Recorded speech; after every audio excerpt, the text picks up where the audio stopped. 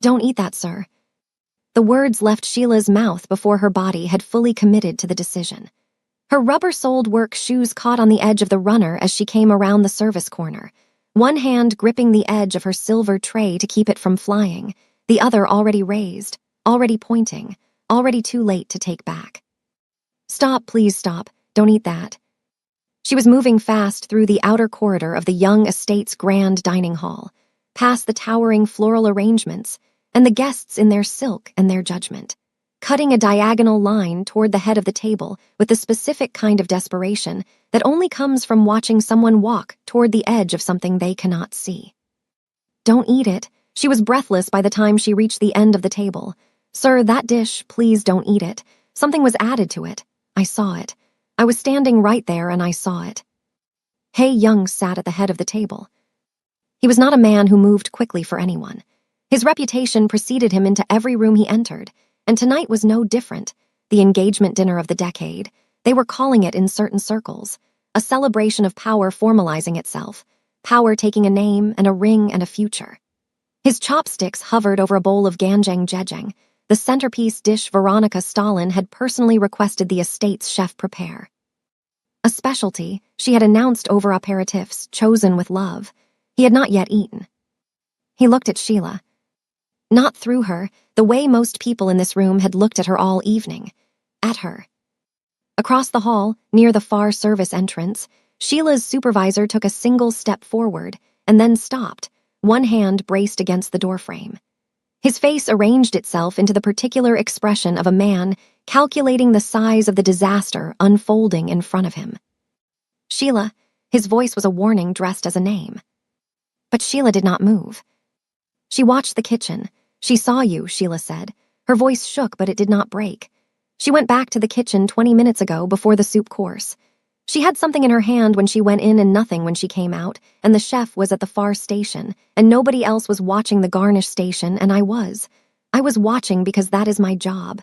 That is all I have ever done in this house. Watch. A murmur moved through the guests, like a cold current under warm water. Veronica Stalin rose from her chair. She wore ivory, floor-length, impeccably structured. The kind of dress that communicated not just wealth but the specific message that the woman inside it had planned everything. Her diamond engagement ring caught the chandelier light as she placed one hand on the edge of the table, and the smile she turned on Sheila was calm in the way that very dangerous things are calm. I'm sorry. Her voice was controlled, beautiful, and absolutely arctic. Do you want to repeat that? Sheila pointed toward the kitchen corridor, the garnish station. The star anise oil glaze on the rim of that bowl. You used a dropper, silver, small, about this long. You tucked it into the inside pocket of your clutch when you finished. I think, Veronica said, turning now toward the guests rather than Sheila, because the guests were the jury that mattered. I think this young woman has had a very long evening. Laughter moved through the room. Careful laughter, the kind that needed permission, the kind that was waiting to see which direction the wind was blowing before it committed to a direction. She's one of the servers, someone near the center of the room said, quietly, to nobody in particular. A woman in emerald green leaned toward her husband. These events attract all sorts of personalities. You know how it gets near the end of a shift. Someone else, closer to the service corridor, her mother used to work here. She probably grew up thinking she knew this family. Sheila heard it. She heard all of it. She had been hearing versions of it her entire life, the gentle social machinery of erasure, the way a room full of powerful people could decide, without a single spoken agreement, that a person was not quite real enough to be believed. She did not move. Hae Young had still not eaten. He was watching her with an expression she could not fully read, not anger, not amusement, something behind those two things, something older and more careful. He set his chopsticks down on the rest beside his bowl. The small sound of lacquered wood against porcelain was somehow the loudest thing in the room. You said a dropper, he said. Silver. Yes, sir. And you were at the garnish station. I was clearing the amuse-bouche service, Sheila said. I was 3 feet away. Veronica's jaw tightened by a fraction of a millimeter. Anyone watching her face for pleasure would have missed it. Sheila did not miss it. Hae Young, Veronica said. Darling. Surely you are not going to sit at the head of your own engagement dinner and let a member of the waitstaff. I'm asking her a question, he said, not you. The room went the specific quiet of a gathering that has just realized it is no longer at a party. Veronica sat back down. The movement was controlled, precise, the way someone sits when they have decided that sitting is a tactical choice rather than a surrender. She picked up her wine glass. She did not drink from it. I know what I saw, Sheila said. She looked directly at Hae Young and not at anyone else in the room, because he was the only one in the room whose answer was going to matter in the next 4 minutes. I have 2 years of pre-med coursework. I know what a compound dropper looks like. I know what star anise oil is used to mask. And I know that whatever she added to that glaze is not something that belongs in a bowl of food. Hae Young looked at the bowl in front of him. He looked at Veronica. He looked back at Sheila. And then, with the specific quiet deliberateness of a man who has survived long enough in his particular world to know that pride is sometimes the most expensive thing a person owns, he picked up his chopsticks, reached into the bowl, lifted a single, small piece to his mouth. Don't, Sheila started. He chewed once, swallowed, set the chopsticks down. Now we wait, he said. Now before we go any further, I have to pause right here, because something about Sheila's courage in that moment, the way she walked into a room that was designed to make her invisible and refused to disappear, it reminded me of something I want to share with our Dora's Archives family right now.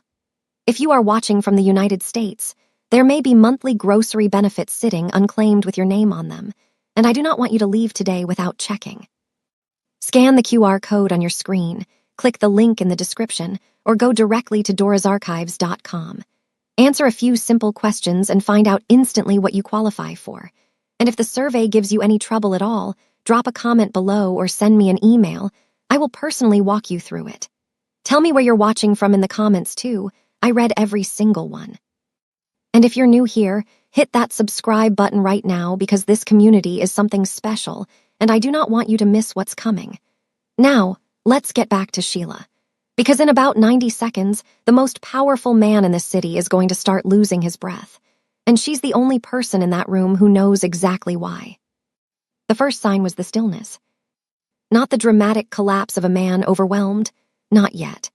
Just a slight change in the quality of Hae Young's attention, a sharpness around his eyes that had not been there before, the look of a man running a private inventory of his own body and finding something unexpected on the list. His second in command, Kenji, was at his shoulder before the first full minute had passed. He had been watching Sheila since the moment she entered the dining hall uninvited, and he was watching her now with the focused, flat expression of a man who had already made a decision and was simply waiting for the confirmation. Sheila did not look at Kenji. She was watching Hae Young's hands, the way his right hand had moved from the table surface to his knee, the way his breathing had acquired a slight, almost imperceptible hitch at the top of each inhale. You don't save a king without becoming a target. She had known that the moment the words left her mouth. She had known it before they left her mouth. She had made the decision anyway, the way you make certain decisions when the alternative is watching something irreversible happen to someone and carrying the weight of your own silence for the rest of your life. Hae Young turned his head toward her slowly. His eyes, when they found hers across the length of that table, were burning. Not dim, not afraid, burning. He said. His voice was even controlled. The voice of a man who had trained himself never to show a wound in a room full of people who would use it. Come here. The guests stared. Veronica's wine glass came down on the table with a sound like a small gunshot. Sheila walked to the head of the table. And somewhere behind the estate's kitchen double doors, in the silver-handled clutch resting on a preparation counter near the star anise, a small empty dropper caught the overhead light and glinted once, in the dark, like a secret that was already running out of time to keep itself. One more bite, and he would have been a memory. But he had only taken one. And Sheila Adams, pre-med dropout, server daughter, the woman everyone in this room had spent the evening looking through, was still standing. 3 hours before Hae Young almost died, Sheila Adams was arguing with a lemon. Not literally, but the garnish station had been set up by someone who had never actually carried a full tray through a crowded room, and the lemon wedges were cut too thick, which meant the rim presentations on the aperitif glasses were going to sit crooked, which meant Sheila was going to spend the first 40 minutes of this shift quietly fixing someone else's oversight while pretending she hadn't noticed it at all. That was the job. That had always been the job. Fix things without being seen fixing them. Maintain the illusion that the young estate ran on elegance alone, that the crystal was always clean, and the flowers always fresh, and the food always arrived at the exact right temperature by some kind of ambient grace, rather than the labor of 12 people in non-slip shoes who had been on their feet since 4 in the afternoon. She was good at invisible work. She had been doing it long enough that it required almost no conscious effort. Her hands moved through the reset while her mind was somewhere else entirely. Running through the second semester pharmacology notes she had been reviewing on the bus ride over. Enzyme inhibitors. Competitive versus non-competitive binding. The specific way certain compounds could sit dormant in a system for hours before the right catalyst activated them. She was thinking about that, actually, when she saw it. Not the movement itself at first, the light. The young estate's kitchen ran on overhead halogens, supplemented by the warm amber task lighting above each prep station, and the combination created a very specific quality of illumination that Sheila had spent enough shifts under to know by feel. So when a different light appeared, a brief, oily shimmer near the sauce finishing station, the kind of iridescence that does not come from any cooking ingredient she had ever worked around, her body registered it before her brain had finished processing the information. Her hands went still on the lemon wedges. Veronica Stalin was standing at the far end of the garnish corridor. She had come back from the dining hall 6 minutes ago. Sheila had noticed because noticing things was the entire architecture of her survival in rooms like this one. Who was moving where? Who was watching what? Which guests were the kind of drunk that turned generous, and which were the kind that turned cruel? She had catalogued Veronica's return the way she catalogued everything. Automatically, without attachment, filed under irrelevant until proven otherwise. It was no longer irrelevant. Veronica's back was to the room. Her posture was the posture of a woman selecting a canapé or inspecting a garnish, the studied casualness of someone performing nonchalance for an audience they were pretending not to have. Her right hand moved from the inside pocket of her ivory clutch to the rim of the ganjang jejang bowl in a gesture so brief and so fluid that under any other lighting condition, in any other level of attention, it would have registered as nothing at all. But Sheila saw the dropper. Silver, the length of a thumb. The single, oily bead it released caught the halogen overhead for just a fraction of a second before it vanished into the dark glaze on the bowl's edge, and the light it made as it disappeared was the same shimmer Sheila had caught from across the station. Not a cooking ingredient, not a finishing oil, something with a refractive index that didn't belong in food. The spoon didn't just hit the bowl. It sounded like a bell for a fight I wasn't ready for. Veronica replaced the dropper, smoothed the front of her dress with both hands, turned from the station with a small, private smile, and walked back toward the dining hall doors without looking once in Sheila's direction. Because Sheila was the help. The help didn't see things. For 11 seconds, Sheila did not move. She stood at the garnish station with a lemon wedge in her hand and her pharmacology notes dissolving at the back of her mind, replaced by something faster and colder and considerably less academic. She ran the calculation the way she had been trained to run it, the way 2 years of pre-med had taught her to approach a symptom before she had a diagnosis. Rule out the benign first, work toward the lethal. Maybe it was a supplement. Bespoke nutrition was not unheard of among the wealthy. She had worked events where guests brought their own enzyme drops, their own collagen additions, their own imported mineral compounds. Possible. Except Veronica had looked around first. That was the detail that closed the benign column entirely. People who add harmless things to their fiancé's food do not perform a perimeter check before they do it. They do not move with that specific economy of motion. Clutch in, dropper out, dropper in, clutch closed. That belongs to someone who has rehearsed the sequence. The bowl was already on the serving cart. In approximately 4 minutes, based on the packing of the courses she had been tracking all evening, it would be in front of Hey Young. Sheila set the lemon wedge down. I wasn't a hero. I was just a girl who couldn't watch a man die. She went. The dining hall doors were heavy, and she came through them faster than any server was supposed to move through a room full of crystal and candlelight, and she felt the shift in the atmosphere immediately. The way 27 people registered a disruption in the choreography without yet knowing what it meant. She registered Kenji at his post near the east wall. She registered the serving cart, already in motion, being wheeled toward the head of the table by a colleague who had no idea what he was carrying. She registered Hae Young at the end of that long, white-lined table, unhurried, sovereign, unreachable in the way that men who have survived long enough in dangerous rooms develop as a kind of permanent posture. "Don't eat that, sir." The words landed in the room, and the room changed. Not dramatically, not yet. The music didn't stop. The candles kept burning. But a certain quality of attention swung in her direction the way attention does when something has violated an unspoken contract, and Sheila felt it land on her skin like a temperature change.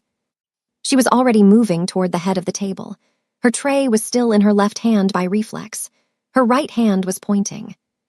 "Stop, please don't eat it. That dish, something was added to it. I was at the garnish station. I saw it happen. Please, sir, you cannot eat that." The serving cart stopped.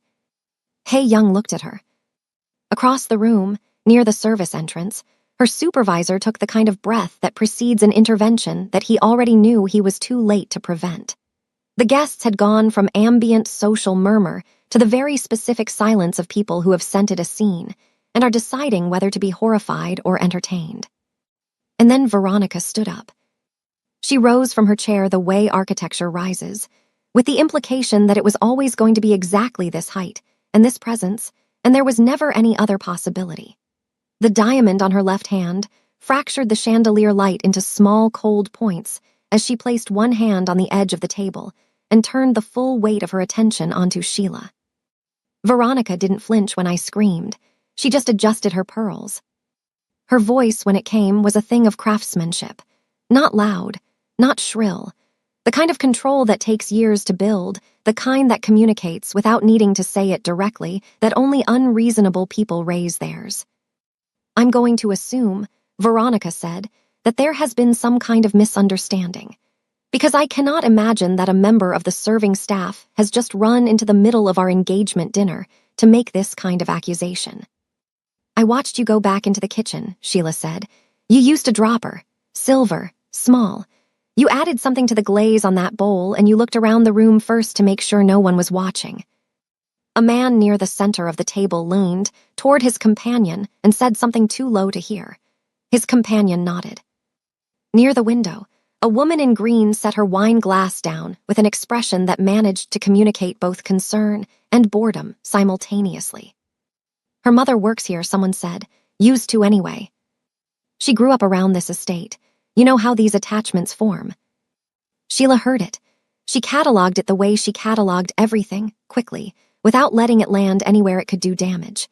She had been hearing the particular sound of a room, deciding she didn't count for long enough that it no longer had the power to move her off the mark. It was background noise. It was the sound of people reaching for the most comfortable explanation, the one that required the least rearrangement of their world. She kept her eyes on Hae Young. He had not looked away from her. "Sir," she said, "I have 2 years of pre-med. Enzyme inhibitors. Compound solubility in lipid-based sauces. What I saw in that dropper had a refractive index that does not belong in food. I cannot tell you exactly what it was from across a kitchen, but I can tell you that it was not an ingredient." Hae Young said nothing for a moment. He had the quality of stillness that belongs to people who have learned to treat silence as a tool rather than a void. Then, quietly, "You were at the garnish station." 3 feet from the finishing counter. "Yes, sir." Veronica's hand tightened once on the edge of the table. Released. "Ethan," she began. "His name is Hae Young," Sheila said, and did not know, until the words were already out, that she was going to say them. The room had a different quality of quiet. Veronica looked at her for the first time the way one looks at something that has abruptly reclassified itself. Not through her. At her. The same inventory Sheila had been running on rooms her entire professional life, turned now in her direction with a precision that felt less like attention and more like targeting. The smile that followed was small and almost beautiful, and did not reach anything above her cheekbones. "Hey, Young," she said, with careful softness. "Are you going to let her keep talking?" He picked up his chopsticks. "No," Sheila said, the word arriving from somewhere below rational thought, from the part of her that had spent 2 years learning exactly what certain compounds do to a human body at the cellular level, from the part that had sat beside her mother in a hospital room and learned, in the most irreversible way possible, the cost of being too late. He lifted one piece from the bowl. She took a step forward. He ate it. The chopsticks went down with a sound that was almost gentle. The room exhaled. Veronica settled back into her chair with the measured grace of someone who has just watched a hand play out exactly as calculated. And Sheila stood at the head of that table, in her non-slip shoes, in her server's uniform, in the specific and total visibility of someone the room had spent the whole evening refusing to see, and watched Hae Young's right hand move quietly from the tablecloth to his knee. "Now we wait," he said. She heard the words. She was already counting. Because she knew, from the refractive shimmer, from the lipid-soluble base, from 2 years of pharmacology that debt had stolen from her, she knew what a 2-stage compound needed to activate. And the second stage wasn't in the bowl. It was already in his system. It had been there for weeks. The first 90 seconds were deceptive. That was the nature of a lipid-soluble compound with a delayed activation mechanism. It did not announce itself. It did not rush. It moved through the bloodstream with the patience of something that had been engineered specifically to avoid suspicion, and the man sitting at the head of that table was doing exactly what it needed him to do, which was nothing. Which was sit still and breathe normally, and give the room every reason to believe that the server in the non-slip shoes had lost her mind, publicly and spectacularly, and would be escorted out before the next course arrived. Sheila was counting. Not the seconds exactly, she didn't have a number, couldn't have one without knowing the specific compound or the precise concentration in that dropper. But she had the shape of it. Lipid-soluble agents absorbed through the gastric lining moved at a rate determined by stomach acidity and lipid content of the meal already consumed. And Hae Young had been drinking a dry red wine for the past hour, which meant his gastric pH was already shifted, which meant the absorption curve was steeper than average, which meant 90 seconds. Maybe less. She was watching his hands. The right one, still resting on his knee under the tablecloth where most people in the room couldn't see it, had developed a very slight tremor in the last 20 seconds. Not a shake. Not yet. A hum, almost, the kind of involuntary micro-movement that the nervous system produces when it is receiving a signal it does not know how to categorize. His left hand, above the table and visible to the room, was completely still. He was maintaining that with effort. She could see the effort. In the Mafia, a cough is as loud as a gunshot. He knew something was happening. He was simply refusing to let the room know he knew. Veronica had reseated herself with the careful composure of a woman who had decided the best performance available to her now was dignified patience. The wounded fiancé enduring a bizarre and unwarranted disruption, waiting for the adults in the room to restore order. She had picked up her wine glass again. She held it without drinking, which Sheila noted and filed. 2 of the estate's security detail had materialized at Sheila's peripheral vision, not touching her yet, but positioned in the specific way that communicated touch was imminent and contingent only on a signal from someone further up the chain. Kenji was already moving toward the head of the table, his attention split between Hae Young and Sheila, with the practiced vigilance of a man whose entire professional identity was built around not being surprised twice. He was going to be surprised. "Sir," Sheila kept her voice level and directed it only at Hae Young, because the room no longer mattered and Veronica no longer mattered, and the social machinery grinding toward her removal no longer mattered. "You need to tell me if you feel warmth moving up from your sternum. That's the first marker. If you feel it, I need you to say so right now." A woman near the second table made a sound of sharp offense. The foundation donor shook his silver head. Someone near the service corridor laughed, not with cruelty exactly, but with the reflexive discomfort of a person who does not know what else to do with what they are witnessing. Hae Young did not laugh. He turned his head toward her with a deliberateness that cost him something. She could see it cost him something, and his eyes, when they found hers, were not the eyes of a man at a dinner party. His eyes didn't dim. They burned with a terrifying realization. He knew.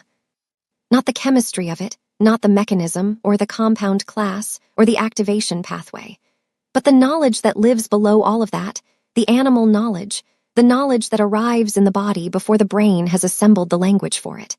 He knew that what was moving through him right now was not wine and not nerves and not the ambient heat of a crowded room. He knew she had been right. The tremor in his right hand moved up his forearm.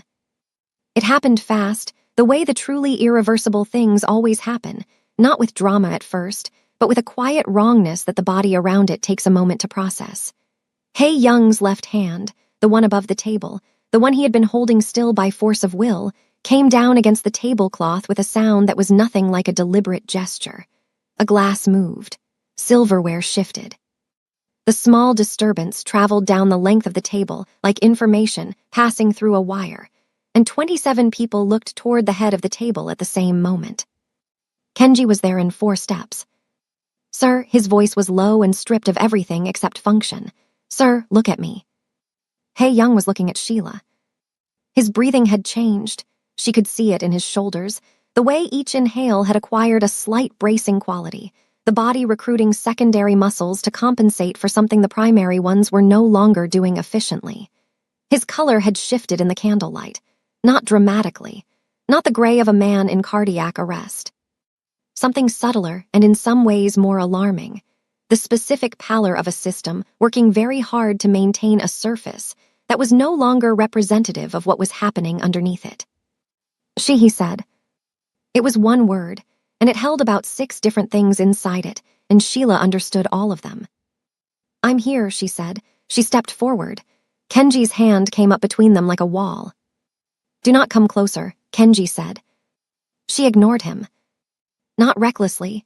She understood exactly what Kenji was and what he was capable of, and she was not under any illusion that ignoring him was without consequence. But the consequence of not ignoring him was the one she could not afford right now. "His airway is going to start narrowing in the next 4 to 6 minutes, she said, pitching her voice for Kenji specifically because Kenji was the one who was going to make the next decision in this room. That's what this compound does. It doesn't announce itself. It builds. By the time it's visible to everyone in this room, it will already be significantly advanced. And if you do not let me get close enough to assess him right now, you are going to spend the next 20 minutes watching him deteriorate while you wait for an ambulance that may or may not arrive with the right treatment protocol." Kenji stared at her. The room, meanwhile, was rearranging itself around a new understanding. Because Young had just coughed. One cough, controlled, brief, the kind a man produces when he is trying to pass something off as nothing. But in a room full of people who understood, on an instinctive level, what it meant when the most powerful man in the city showed physical vulnerability in public, that single cough landed like a detonation. Someone stood up, then someone else. A chair scraped back. A woman near the window said something sharp in a language Sheila didn't recognize, and her companion responded, and suddenly the perimeter of the room was dissolving.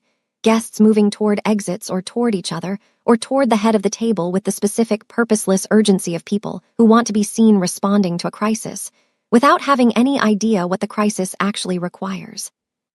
Veronica had not moved. Sheila clocked that in the half-second she had available to clock anything beyond Young's breathing.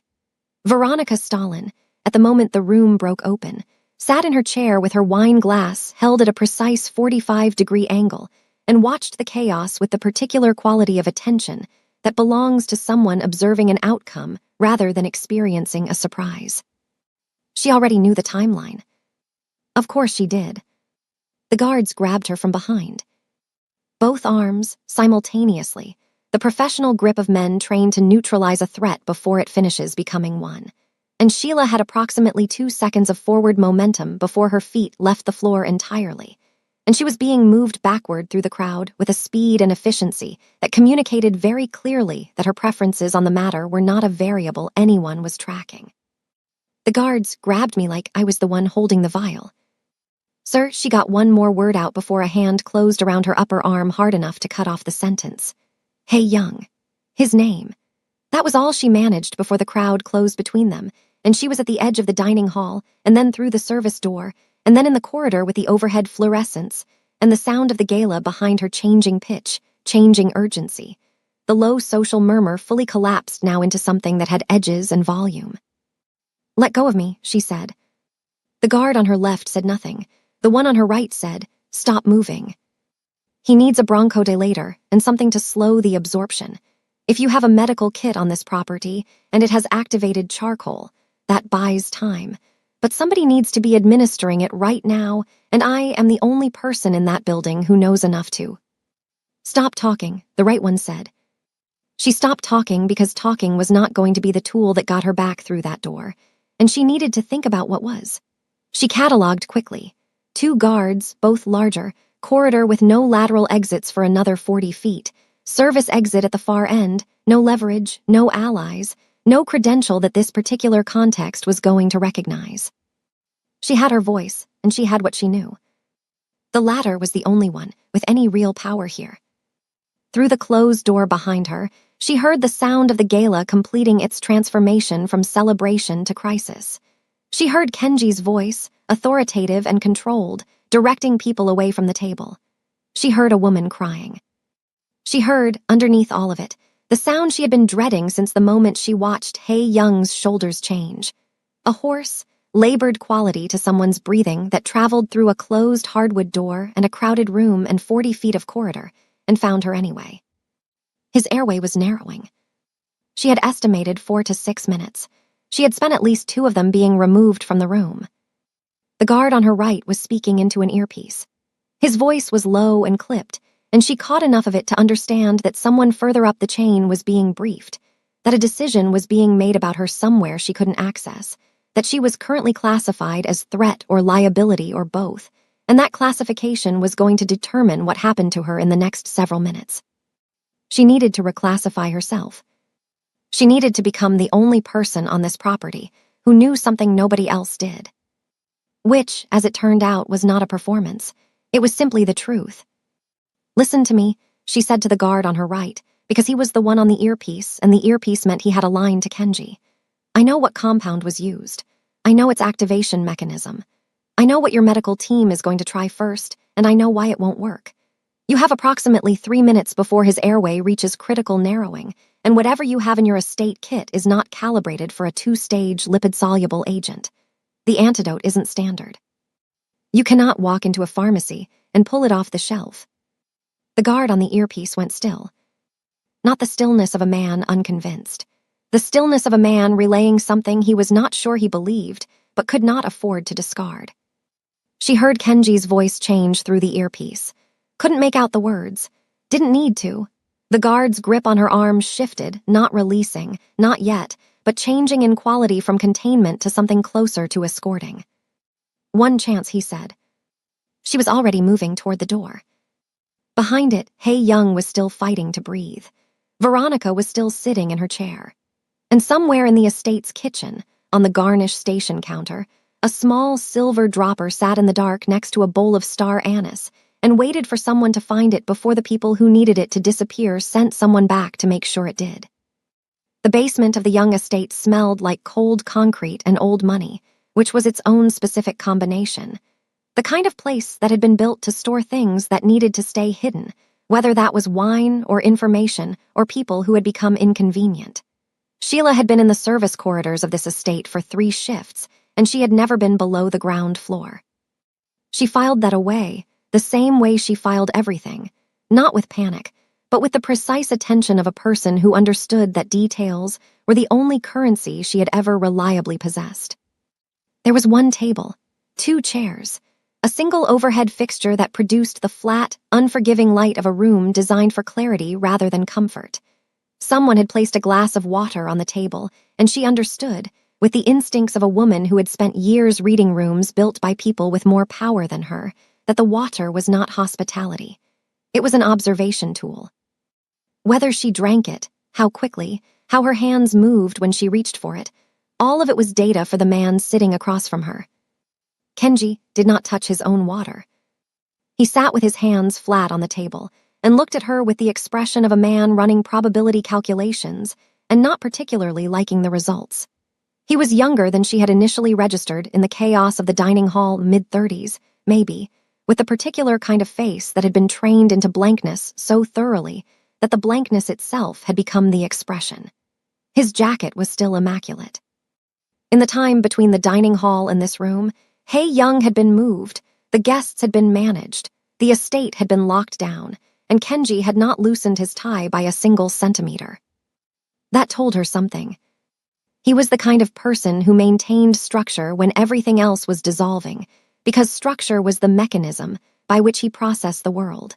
Which meant the approach most likely to work with him was not emotion, and not appeal, and not the kind of desperate bargaining that the situation might appear to call for.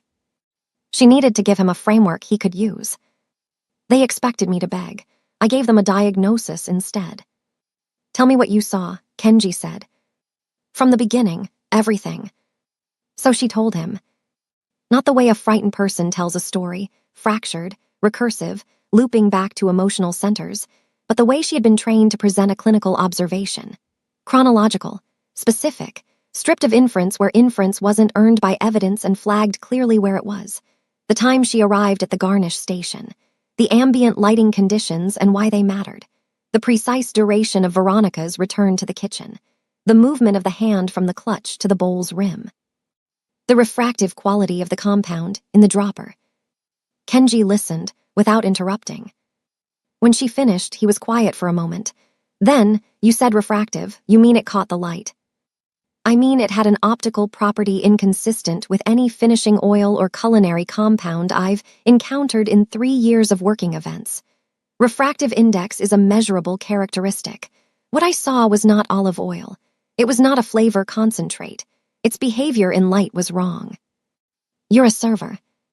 "I was a pre-med student," Sheila said, "for 2 years, until I wasn't." Kenji looked at her with the first modulation of expression she had seen from him, not softness exactly, but a fractional recalibration. He had come in here expecting a particular kind of conversation, and she was not having that conversation. Good, she thought, stay off balance. Off balance people listen differently.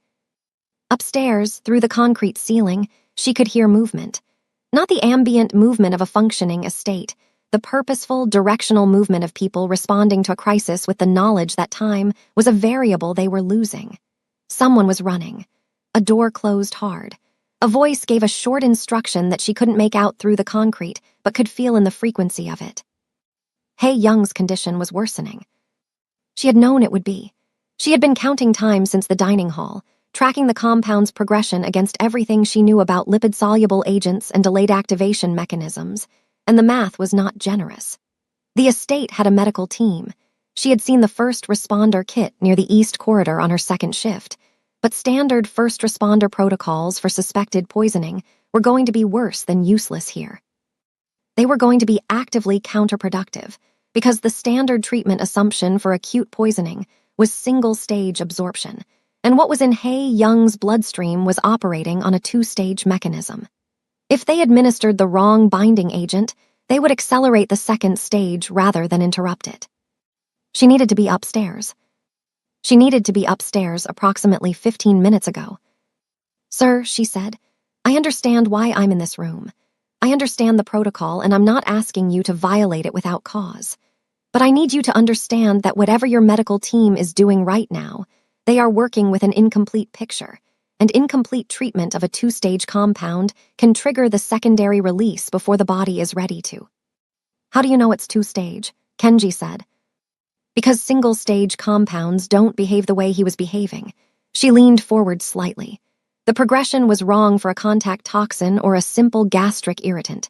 He ate one small piece and his airway started narrowing within 90 seconds, but his cognition was still fully intact at the 4-minute mark. That's not a single agent. That's a primer and a catalyst. The primer was in the bowl. The catalyst is something he's already been exposed to.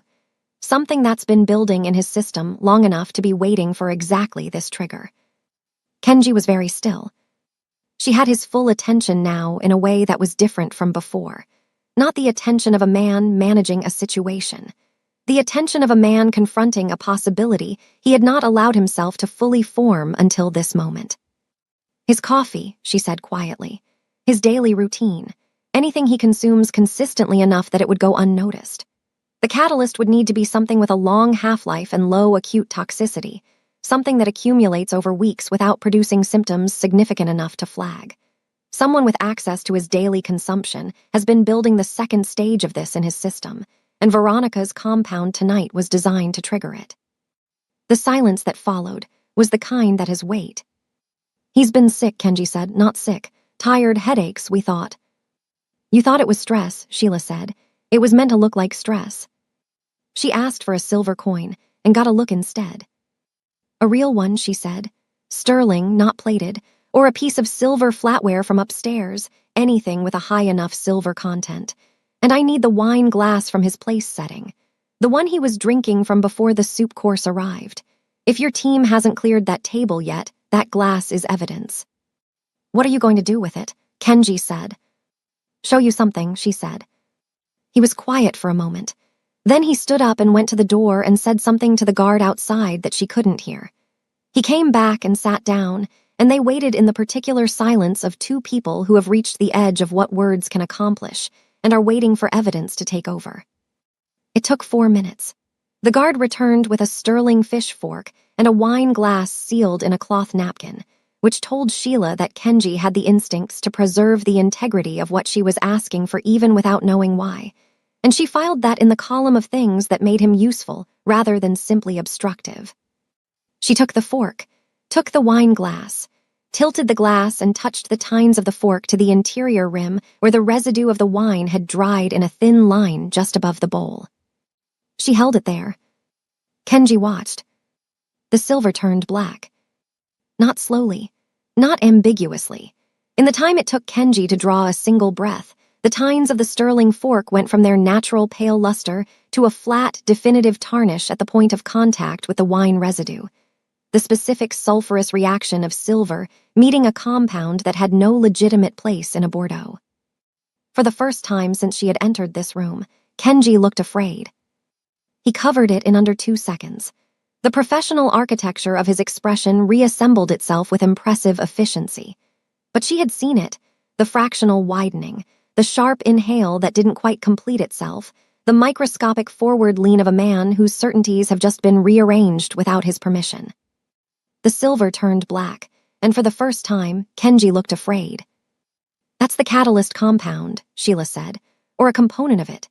It's sulfur-reactive, which narrows the class significantly. We're looking at a thiol-based agent or a disulfide compound, something designed to bind to the hemoglobin and reduce oxygen uptake at the cellular level. That's why his airway feels like it's narrowing even if the physical structure is intact. He's not being constricted. He's being suffocated from the inside." Kenji stood up so fast the chair moved. She stood with him. "I'm not a witness anymore," she said. "I'm his only chance at a heartbeat." He looked at her. The calculation behind his eyes was visible now in a way it hadn't been before, not exposed, exactly, but no longer fully insulated. He was a man recalibrating every assumption he had walked into this room with, doing it at speed, and arriving somewhere he had not anticipated. "What do you need?" he said. "Access to the kitchen," she said immediately. "Specifically the dry storage and the refrigeration unit. Activated charcoal if your kit has it, but don't administer it yet. Not until I know the exact compound class, because the wrong binding agent makes this significantly worse. And I need to know what he drinks every morning. Coffee, tea, supplements, anything consistent. I need a list, and I need it in the next 3 minutes." Kenji moved to the door, stopped, turned back. "If you're wrong," he said, "if this is something other than what you're saying it is."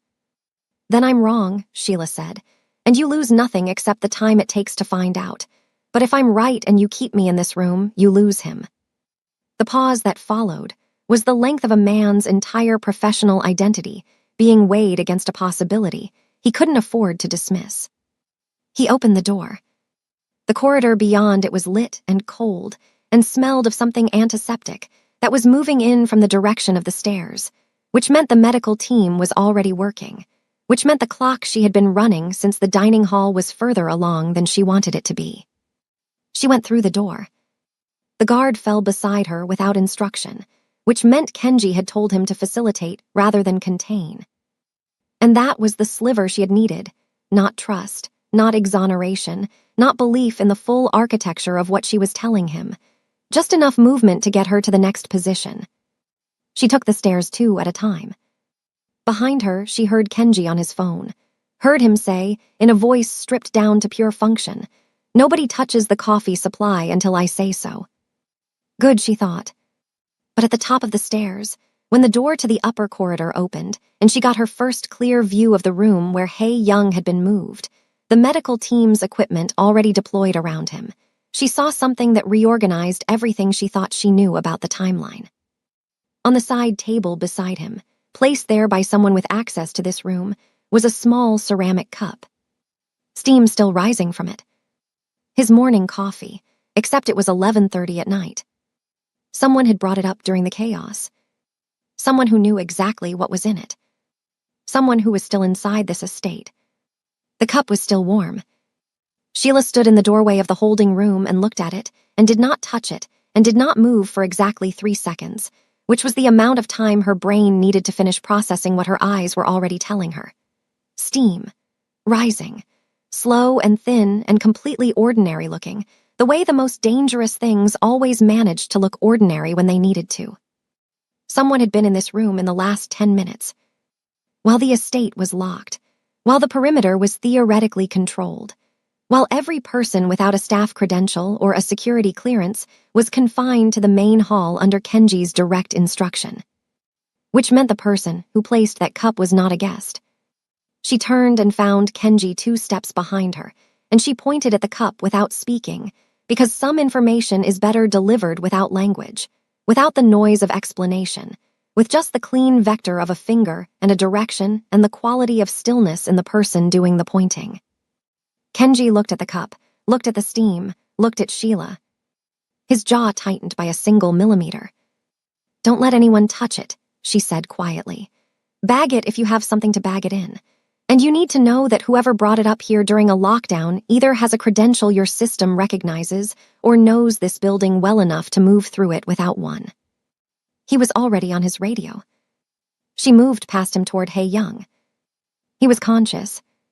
That was the first thing, and it was more than she had allowed herself to expect on the stairs. Conscious and upright against the headboard, his jacket removed, his collar open, a blood pressure cuff on his left arm that one of the medical team's responders was reading with an expression that communicated professional neutrality over genuine concern. His color was still wrong. The pallor she had clocked in the dining hall had deepened slightly. The particular gray undertone of a system operating on reduced oxygen efficiency, and his breathing was audible in the way that healthy breathing is not. But his eyes, when they found her in the doorway, were the same eyes from the dining hall. Not dim, burning. She crossed to him, pulled the responder's wrist report toward her without asking permission, and scanned the numbers. Oxygen saturation 89%, heart rate elevated. Blood pressure was lower than she wanted. "What did you give him?" she said to the responder. "Activated charcoal suspension," he said. "Standard protocol for—" "You need to stop," she said. Not harshly. She didn't have time for the friction that harshness would generate. Clearly, with the specific authority of someone who knows that authority is the only available alternative to wasted minutes. The compound in his system is thiol-based. Activated charcoal doesn't bind efficiently to thiol-class agents, and at the concentration we're dealing with it may be accelerating gastric motility in a way that moves the second-stage catalyst faster than it would have moved on its own. No more charcoal. No epinephrine, no vasopressors, nothing that elevates his heart rate. What I need is N-acetylcysteine if your kit carries it, and if it doesn't, I need access to the kitchen right now. The responder looked at Kenji. Kenji nodded once. The responder stepped back. Hae-young was watching her with that burning quality that she was beginning to understand was simply his resting register. Not hostility, not suspicion, but the specific alertness of a man who had survived in his world by never fully switching it off. "You know what's in me," he said. His voice was rougher than it had been in the dining hall. The words cost slightly more effort. "I know the class of compound," she said. "I'm working on the specific agent. How do you feel right now? Describe it precisely, not generally." "Like breathing through a wet cloth," he said. "My hands are numb past the second knuckle. There's pressure behind my sternum that moves when I change position. She processed that. The distal numbness suggested peripheral vasoconstriction, which meant the compound was further along than the oxygen saturation numbers indicated. The positional chest pressure was consistent with fluid beginning to accumulate in the pericardial space. Not critical yet, moving toward critical. She needed the kitchen. She needed it now. And then every light in the estate went out. Not a flicker, not the gradual dimming of a circuit fault. One moment the room was fully lit, and the next it was the specific absolute dark of a building that has had its power cut at the source, deliberately, by someone who knew where the source was. In the Mafia, a cough is as loud as a gunshot. A building going dark is a declaration of war. Sheila did not move. Kenji's radio erupted in overlapping voices, and she stood in the darkness and listened to the shape of the information coming through it. The way she had learned to extract signal from noise in crowded kitchens and loud dining halls and hospital waiting rooms, where 4 different conversations were happening at once, and only one of them contained what you actually needed. Perimeter East. That was the first clear phrase. Then, multiple, at least 4, came over the wall at the service gate. Kenji's voice cut through the radio traffic with the precision of someone who had run drills for exactly this scenario and was now discovering that the drill had not fully accounted for the specific texture of the real thing. Hold the main hall. Do not engage in the corridor. Get him out. Get him out. That was her. That was the instruction resolving into a task that had a specific physical shape, which was a man who could not breathe correctly, a building she knew better than anyone currently in it, and a set of tunnels that had been built for a category of person that the young estate's architects had never imagined would be its most critical asset. The tunnels are for the help, but tonight they're for the king. She found Hae Young's arm in the dark by memory and position rather than sight, which was its own kind of information about how thoroughly she had cataloged this room in the 30 seconds she had been standing in it. He was already moving, already pushing off the headboard, already attempting to stand with the specific stubbornness of a man whose pride was apparently more robust than his oxygen saturation. She got her shoulder under his arm before his legs had finished deciding whether they were going to cooperate. He was heavier than he looked, not in a way that was unexpected, broad-shouldered, dense in the way of someone whose body had been maintained as a professional tool, but in the way of a man who was currently operating at reduced capacity and compensating by putting more weight than he intended onto the nearest available structure. He leaned on me. His weight is the heaviest truth I've ever carried. Not because of the physical mass of it, though that was real enough. Because of what it meant. Because this man, the Dragon of the North, the architect of an empire that moved the city's blood through its ports and its politics, was currently dependent on the girl everyone in his dining room had spent the evening refusing to see. And he knew it. She could feel in the quality of how he carried himself against her that he knew it completely, and was neither pretending otherwise nor performing gratitude about it. He was simply allowing it to be true, with the pragmatic honesty of a person who has learned that surviving requires occasionally setting down the performance of invulnerability. She respected that more than she expected to. "Move with me," she said. "Don't try to carry your own weight yet. Let me set the pace. There's a service door 12 feet to our left and a corridor behind it that your security detail has never been briefed on because it predates the current estate management by 40 years. "How do you know that?" he said. His voice was controlled, but the effort in it was more audible now, the wet cloth quality she had described having advanced in the 3 minutes since he mentioned it. "Because," she said, "I've run every shift on this property from those corridors. I know where every door is and what's behind it and how long it takes to move between any 2 points in this building without being seen. That's what invisible people know. We know the infrastructure." He said nothing to that. She took it as an agreement and moved. The service door opened on a handle she found by muscle memory alone, and the air beyond it was the particular cold of a space that has no heating allocation. The tunnels ran between the estate's outer walls and its interior structure, designed originally for coal delivery, and then for linen transport, and then for the general movement of labor that the estate's owners preferred not to encounter in their daily circulation. They were narrow. The ceiling was low enough that Hae Young had to adjust his posture, which cost him something, and she felt the adjustment in the way his weight redistributed against her shoulder. We aren't running from the law, she thought. We're running from his own family. Not family in the blood sense, but in the operational sense, in the sense of the people who had been inside this building, inside his inner circle, inside his daily routine long enough to know what he drank every morning and how to build something lethal into it so gradually that it looked like fatigue.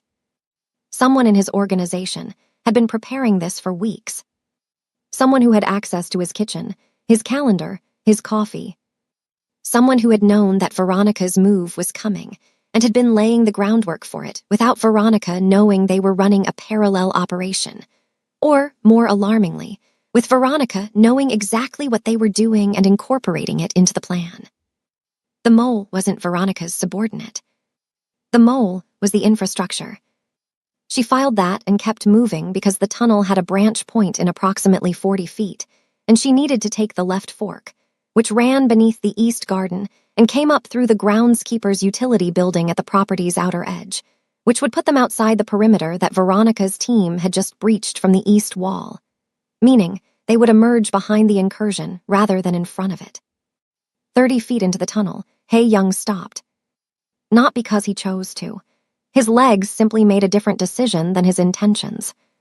She caught him, both hands repositioning fast, getting her weight low and under his center of gravity, the way her anatomy lab professor had demonstrated for patient transfer, leverage over strength, posture over force. He said. I have you, she said. I know, he said. That's what I'm saying. She didn't have a response to that, so she got his arm back over her shoulder and kept moving. 20 feet from the branch point, she heard something that reorganized her route entirely. Footsteps in the tunnel ahead. Not from the branch, from the main passage, moving toward them with a specific, even rhythm of someone who was not lost, not exploring, not stumbling through a space they didn't know. Someone was in the tunnels. Someone who knew the infrastructure. Someone who had worked this estate long enough to know that the left fork came out at the utility building. Long enough to know that if you were extracting someone from this property under pressure, that was exactly the route you would take. Sheila stopped. Hae-young went still beside her with an immediacy that told her his situational awareness, even at reduced capacity, was faster than most people's at full function. The footsteps were 20 feet away and closing. She counted the lateral doors she had passed. 3, which meant the nearest one opened into the wine cellar's secondary storage, locked from the outside, but she knew the mechanism, had used it twice on inventory shifts, knew that the latch had a wear pattern on the left side that responded to upward pressure rather than direct pull. She found the door in the dark, by the cold of the iron handle. Applied pressure, left side, upward. The latch released. She pulled Hae-young through and closed it behind them with 3 seconds to spare before the footsteps reached the point where they had been standing. The space beyond the door was the size of a large closet and smelled of cork and stone and the specific mineral cold of things that have been kept underground for a long time. No light, no sound except their breathing and the footsteps passing on the other side of the door. She felt Hae-young's breathing against her shoulder, labored, deliberate, the breathing of a man rationing effort. She needed the kitchen. She needed N-acetylcysteine or the components to approximate it. She needed 10 minutes and a heat source and the dry storage cabinet on the kitchen's north wall where she had cataloged, across 3 shifts, exactly which compounds were present in the spice and supplement stores. What she had was a wine cellar and a locked door, and a man running out of oxygen efficiency and footsteps on the other side of a wall that belonged to someone who should not have known to look here. The footsteps stopped, directly outside the door. Sometimes the help you never expected is the help that changes everything. And that is exactly what I want this to be for someone in our community today. This is available to United States citizens only, and if groceries have been weighing on your budget, you may already qualify for monthly benefits right now. Here is how to find out. Scan the QR code on your screen, click the link in the description, or go to dorasarchives.com. Answer a few simple questions, get instantly matched with benefits you qualify for, and start receiving monthly funds for groceries and essentials. If you run into any trouble with the survey, please reach out to me in the comments or send me an email. I genuinely want to help you get this. Don't put it off. Check today while this is still available. Let's continue. The footsteps stopped, and then a voice came through the door, low and deliberate and speaking in Korean, which Sheila did not understand. But Hae Young's entire body changed beside her in the dark in a way that communicated something more specific than recognition. Relief, and then, immediately after the relief, something harder. He said one word back through the door, one syllable, and the door opened from the outside. The man who stood in the tunnel beyond it was older than Sheila expected, late 60s, slight, with the kind of face that had been weathered by something more specific than age. He wore a staff uniform. Not the serving staff's black and white that Sheila had spent the evening in, but the groundskeeper's dark green, which meant he had been on the property since before the gala started, and had remained unremarkable throughout everything that followed because the groundskeeper is, in the taxonomy of estate invisibility, even further down than the serving staff. He looked at Sheila with an expression that held no surprise whatsoever. Then he looked at Hae Young, and the expression changed into something that had no clean name. The face of a person looking at a consequence they had been trying to prevent and had not prevented in time. He said something in Korean, long, rapid, his eyes moving between Hae Young's face and his hands with the specific attention of someone reading a medical chart they already know is bad. Hae Young listened. His jaw tightened once. He responded, 3 words, and the older man shook his head and said something that sounded, even without the language, like a correction. "She's with me," Hae Young said in English, which she understood was for her benefit, an acknowledgement that she was present and relevant and not to be managed around. "Tell her what you told me." The older man looked at her for a long moment, assessing, not with hostility, but with the careful attention of someone who has spent a lifetime determining very quickly who can be trusted with which category of information, and is now running that calculation under significant time pressure. "My name is Sung," he said. His English was precise and slightly formal, the English of someone who learned it from books before people. "I have worked at this estate for 19 years. I am also the person who has been trying to reach him." She understood he meant Hae Young for the past 11 days, through channels that someone inside his organization has been systematically blocking. Sheila registered that and set it aside for the second it would need when she had more pieces to attach it to. "What do you know about the compound?" she said. "Everything," Sung said, "because I'm the one who identified it." He moved them deeper into the tunnel as he talked, away from the branch point and toward a section she hadn't mapped, a widening in the passage where the stone walls gave way briefly to fitted wood paneling that suggested a former purpose. A staging area, maybe, or a rest point for the labor that had once moved through here continuously. There was a work lamp on a hook that ran on a battery pack, and when Sung lit it, the quality of the space changed from absolute dark to something functional and stark. Hae Young sat on the bench that ran along the paneled wall. Sheila stood. Sung opened a bag she hadn't noticed him carrying, canvas, worn, the kind of bag that looks like it belongs in a gardening shed and therefore travels anywhere on an estate property without generating a second glance. And from it, he produced a small glass vial, a folded paper, and a thermos. "Not coffee," he said, before either of them could speak. "Ginger and licorice root. It won't reverse what's in him, but it will slow the hepatic processing rate and buy time." He handed the thermos to Hae Young, who took it without ceremony and drank, which told Sheila that whatever Sung was, whatever the precise nature of this 19-year relationship, it occupied a category of trust that existed below protocol and above ordinary loyalty. She looked at the vial. It contained approximately 2 milliliters of a pale amber liquid with the slight viscosity of something suspended in a glycerin base. She looked at the folded paper. Chemical notation, handwritten, dense. "It wasn't a sudden attack," Sung said. "It was a slow-motion execution." He said it the way people state things they have been carrying alone for long enough that the weight of them has compressed into something very compact and very hard. Not with drama, with the flat exhaustion of a man who has been right about something terrible for weeks and has had no mechanism to make anyone listen. "The compound in the bowl tonight, the one your fiancé added." She looked at Hae Young when she said it, and he did not flinch. is a thiol disulfide agent, specifically a modified version of a compound originally developed for agricultural use, a pesticide derivative that was reformulated approximately 8 years ago by a pharmaceutical research group operating out of 3 cities simultaneously.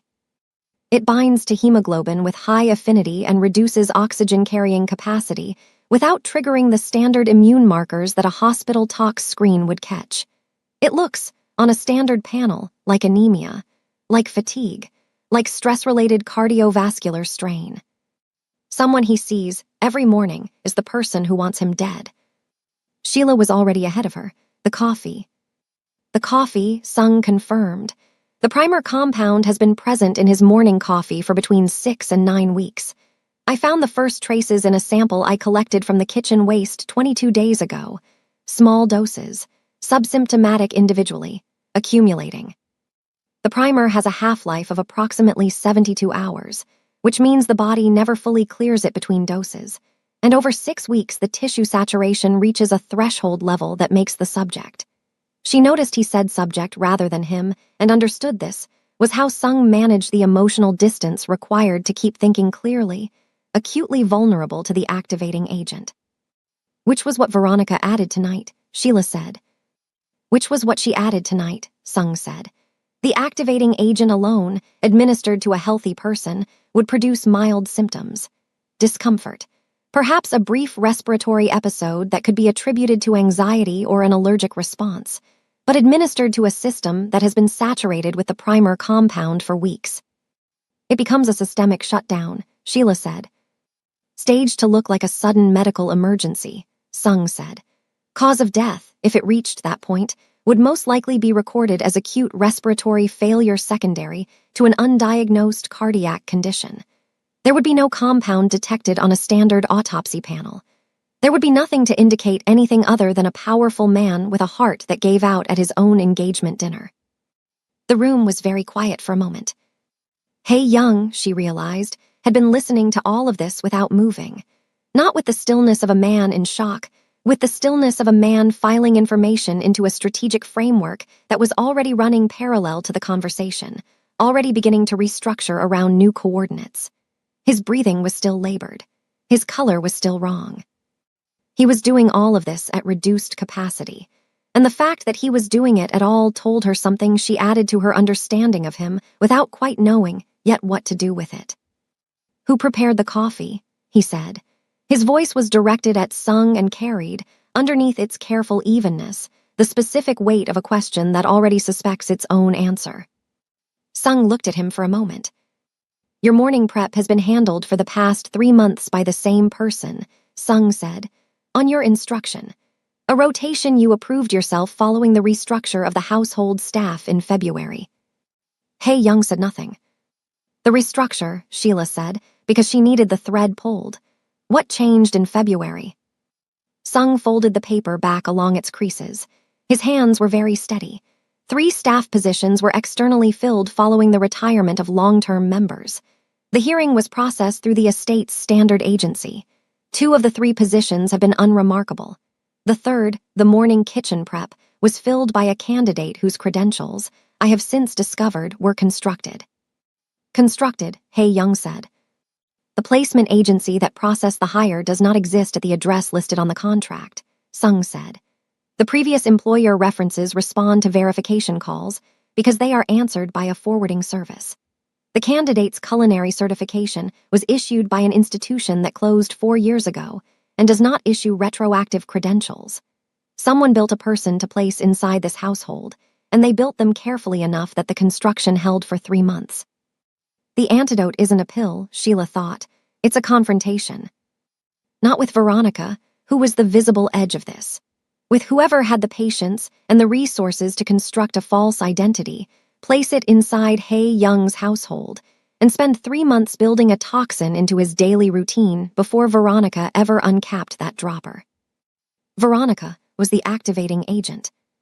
The mole was the primer. And like the compound itself, the mole had been designed to look like nothing at all. She looked at Sung's vial, at the chemical notation on the paper. N-acetylcysteine will help, she said. It's a thiol donor. It competes with the compound for hemoglobin binding sites and gives the body something to preferentially attach to while the existing compound is processed out.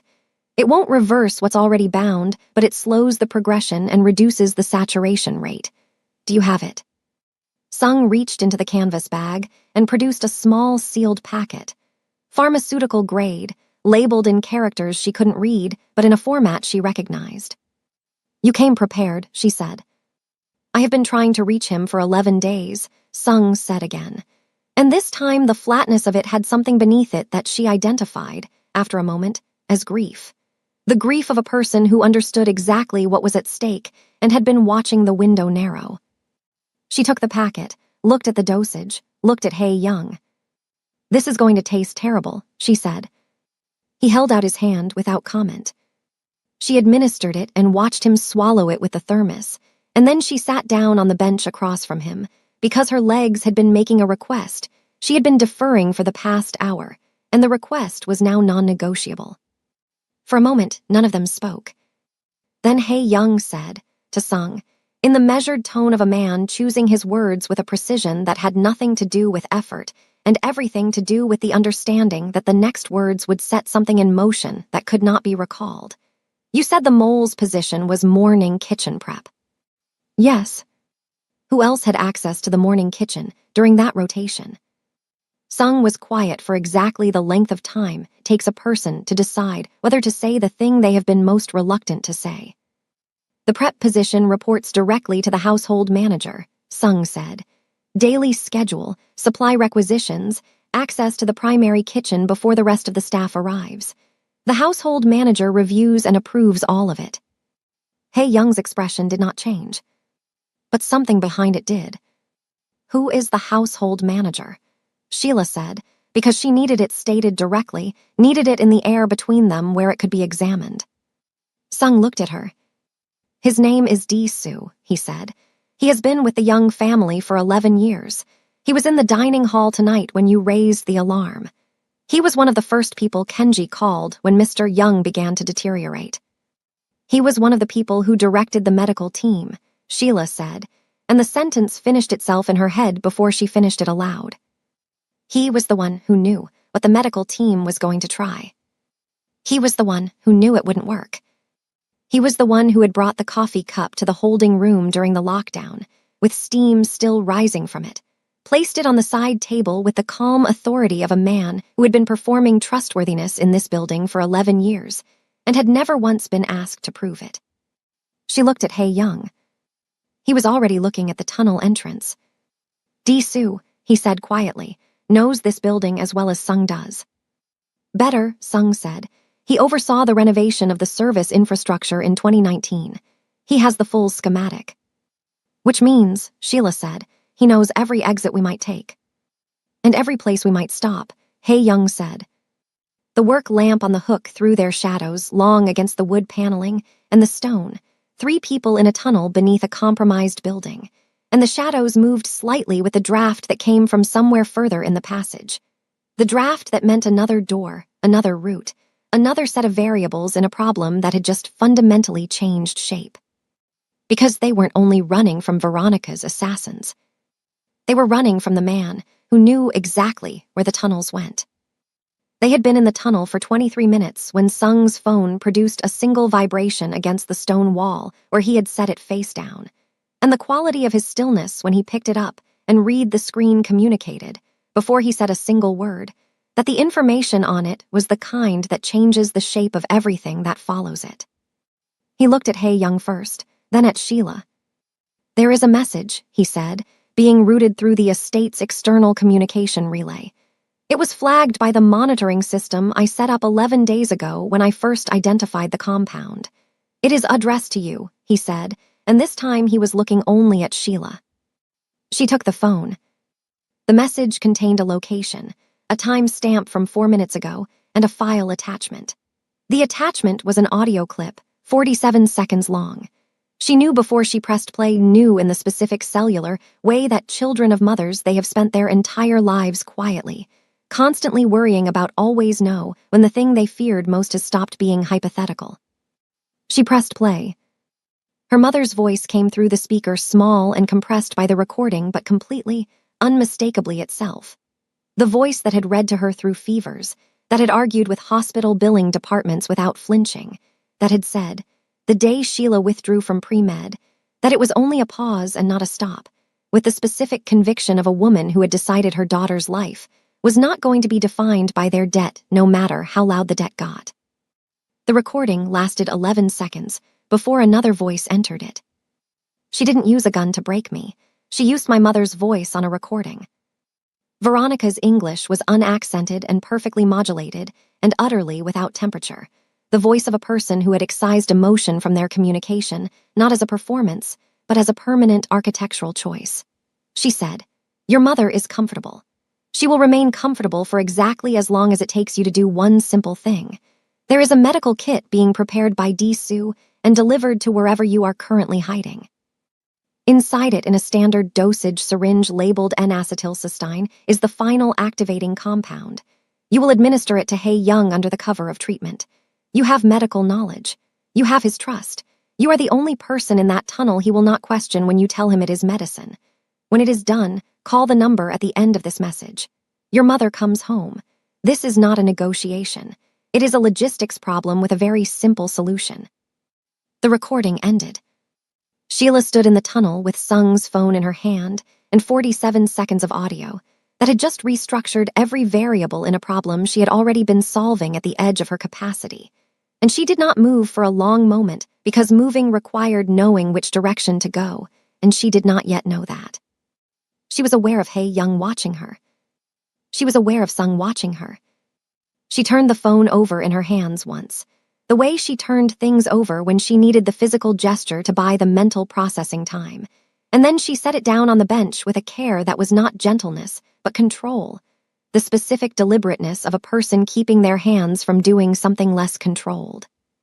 He leaned on me, his weight the heaviest truth I've ever carried, and now someone had decided that weight was a lever. Hae Young said. "I heard it," she said. She did not look at him yet because looking at him required having already resolved something she had not resolved. "Then look at me," he said. She looked at him. His oxygen saturation was still too low. The N-acetylcysteine was working. She could see it in the marginally improved quality of his breathing, the color in his face no longer actively worsening, but working slowly, the way the correct treatment of a compound this sophisticated always worked, without drama, without the clean satisfaction of a visible turning point. He needed more time and more treatment, and a facility with the right equipment. And instead, he was in a tunnel beneath a compromised building, with a woman who had just been handed a syringe and an instruction. "What did she offer you?" he said. "My mother," Sheila said. He absorbed that. Not with surprise, she had the sense that very little surprised him in the operational sense, that his world had trained surprise out of him, the way certain environments train out the expectation of comfort. But he absorbed it with the weight it deserved, which was more than she had expected. "She is currently with Veronica's people," Sheila said. "She was at home, she would have been alone. My mother works the early shift at a care facility, and she comes home at 9, and she eats at the same table in the same chair, and the lights go off at the same time every night. And anyone who had been watching the household for more than 48 hours would know exactly when she would be alone, and exactly how to access a ground-floor apartment with a door that my mother has been meaning to get a better lock for since January." She stopped. She had not intended to say that last part. The detail about the lock was not operationally relevant, and she did not know why it had come out, except that it was the detail her mind kept returning to, the specific small failure of timing that had made this possible. The lock she had been going to replace herself next month when she had the money, and now her mother was somewhere with Veronica's people, because the month hadn't come yet. "I had to choose between the man I saved and the woman who gave me life." "Sung," Hae Young said, without taking his eyes from Sheila's face. "Location." Sung was already working the phone. "The relay bounced 3 times, he said, but the origin signal has a cell tower signature that places it within a 4-kilometer radius of the eastern waterfront, specifically the warehouse district adjacent to the Port Authority offices." "The harbor," Sheila said. "The harbor," Hae Young confirmed. where the treaty signing is scheduled for 72 hours from now. She is positioning your mother at the site of the endgame. She is consolidating. She's efficient, Sheila said, and heard in her own voice a flatness that was not quite admiration and not quite anything else she had a name for. She is, Hae-young said simply. The kit arrived 20 minutes later. Not delivered by Di-soo directly, that would have been too visible, too easily clocked as a plant. It was left at the tunnel's secondary entry point, the one Sung had come through, placed inside a groundskeeping supply crate with the specific camouflage of something that had always belonged there. Sung retrieved it, set it on the bench, opened it without touching the syringe. It was there, labeled exactly as Veronica had described. N-acetylcysteine, the correct font, the correct label format, the correct color coding. The kind of forgery that passes a visual inspection by anyone who has not spent time in a clinical environment learning to read the specific micro-differences between pharmaceutical manufacturing and its replication. Sheila had spent time in that environment. She picked up the syringe. The syringe in my hand felt like a dagger against my own heart. Not because she didn't know what she was going to do. She had known, with a clarity that arrived fully formed the moment she set Sung's phone down on the bench, that she was not going to administer this. That knowledge was not the hard part. The hard part was that knowing what you will not do tells you nothing at all about how to protect the people who are being used to make you do it. She held the syringe to the lamp. The solution inside it was clear, correctly viscous for the labeled compound. The forgery was good enough that she needed 45 seconds of examination and her full clinical attention to find the differentiating marker, which was a very slight opalescence in the meniscus. A surface tension behavior that pure N-acetylcysteine in aqueous suspension does not produce, but that certain thiol-reactive compounds do when they are prepared in a glycerin carrier to slow their release rate on injection. The final activating dose. Slow release. Designed to be administered under the cover of legitimate treatment. Designed to look, on any subsequent examination, like a medical intervention that had unfortunately failed to reverse a pre-existing toxic exposure. It wasn't a sudden attack. It was a slow-motion execution. And the execution had been designed, from its first stage to its last, with enough plausible deniability layered into each step that Veronica could have stood in a courtroom 6 months from now and presented the entire sequence as a tragedy. A fiancé's grief. A server's desperate and misguided attempt at amateur medicine. A man whose health had been declining for reasons no one had caught in time. Sheila set the syringe back in the kit. She looked at Hae-young. "I'm not going to use it," she said. "I know," he said. "Then we need to talk about what I'm going to tell her when I call the number," she said. "Because if I don't call it, or if I call it without something credible enough to hold her, she has no reason to keep my mother in the condition she is currently in." Hae-young was quiet for a moment. Then, "What do you need from me?" "Access," she said, "to wherever your people are currently positioned outside this perimeter. To a communication channel Di-soo cannot monitor. And to whatever you know about the warehouse district on the eastern waterfront that I don't, which is probably everything." He looked at her with that burning quality for a long moment. Then he looked at Sung and said something in Korean, 3 sentences, and Sung's expression shifted through something complex and arrived at a place that looked, cautiously and without commitment, like the first edge of a plan. Sung reached into the canvas bag for the 3rd time. The object he placed on the bench between them was a phone. Older model, the kind with a physical keypad, the kind that does not triangulate cleanly and does not log to a cloud server and does not exist in any registry connected to the Young estate or its associated operations. "One number in it," Sung said. "Someone who is not on Di-soo's access list. Someone Veronica does not know exists. He has been outside the perimeter since the power went down. He saw the incursion team come over the east wall, and he has been tracking them since." "Who is he?" Sheila said. "Someone who sees everything and appears to be no one," Sung said, and looked at her with the specific expression of a person making an intentional point. She understood him. She picked up the phone. But before she dialed, she looked at Hae-young again, because there was something she needed to say, and she did not know how long they were going to have in a space where it could be said without the shape of it being used against one of them later. "If this goes wrong," she said, If I miscalculate somewhere in the next several hours and the outcome is not what I'm working toward, I need you to make sure my mother is brought out regardless. Not as a condition of my helping you. Not contingent on anything. Just as a thing that happens, because she has nothing to do with any of this, and she has already paid more than enough for the fact of being related to someone who couldn't watch a man die. Hae Young held her gaze. On my name, he said. And she understood, in the way you understand things that are communicated in a register below language, that in his world those 3 words were not a pleasantry or a gesture. They were a contract. She dialed. The phone rang twice before Veronica answered. No greeting, just silence that expected to be filled. It's done, Sheila said. She kept her voice flat, calibrated to sound like a woman who has made a terrible decision and is now on the other side of it, in the specific emotional register of someone who has stopped fighting. He didn't question it. The label was convincing. He's resting. A pause, the kind of pause that belongs to a person running their own assessment. How long? Veronica said. She's asking for the compound's timeline. Sheila had anticipated this.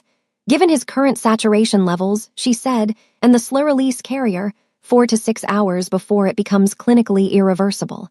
Possibly less. Another pause, longer.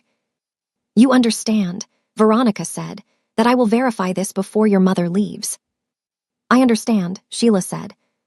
Then we'll speak again in 2 hours, Veronica said, and the line went dead. Sheila lowered the phone. 2 hours, she said. Hae Young had already straightened off the bench, the thermos set aside, the particular quality of stillness replaced by something with direction in it. The N-acetylcysteine was buying them time. Not enough, but time was a variable that could be worked with in a way that no time at all could not. 2 hours, he said, is sufficient. For what? She said. To let her believe she has already won, he said. There is no more dangerous position for Veronica Stalin than certainty. She stops watching the angles she thinks are closed. She thinks I'm the angle she closed, Sheila said. You aren't a ghost anymore, Sheila, he said quietly, and the echo of the words from the dining room, the world she had been running from, the invisibility she had built into a survival mechanism, landed differently here in the cold, and the dark and the specific truth of a situation that had burned away every layer of performance available to both of them. You're the one directing the scene. She looked at the kit on the bench, at the syringe with its slow-release payload, at the phone in her hand and the number in it that belonged to someone who saw everything and appeared to be no one. She thought about her mother at the same table in the same chair, with the lights about to go off. She thought about the lock she hadn't replaced yet. She thought, not yet. But soon. The switch took 4 minutes and a steady hand.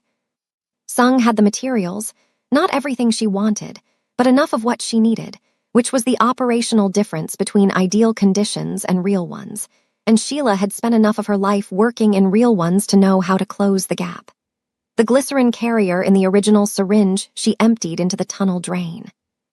The compound itself she sealed in the vial casing from Sung's kit, labeled it in her own handwriting with a notation system she had developed in her 2nd year of pharmacology for tracking sample integrity, and placed it in the canvas bag. Evidence. Chain of custody starting now, in a tunnel, by lamplight, which was not how she had imagined evidence collection working when she had pictured her future in medicine.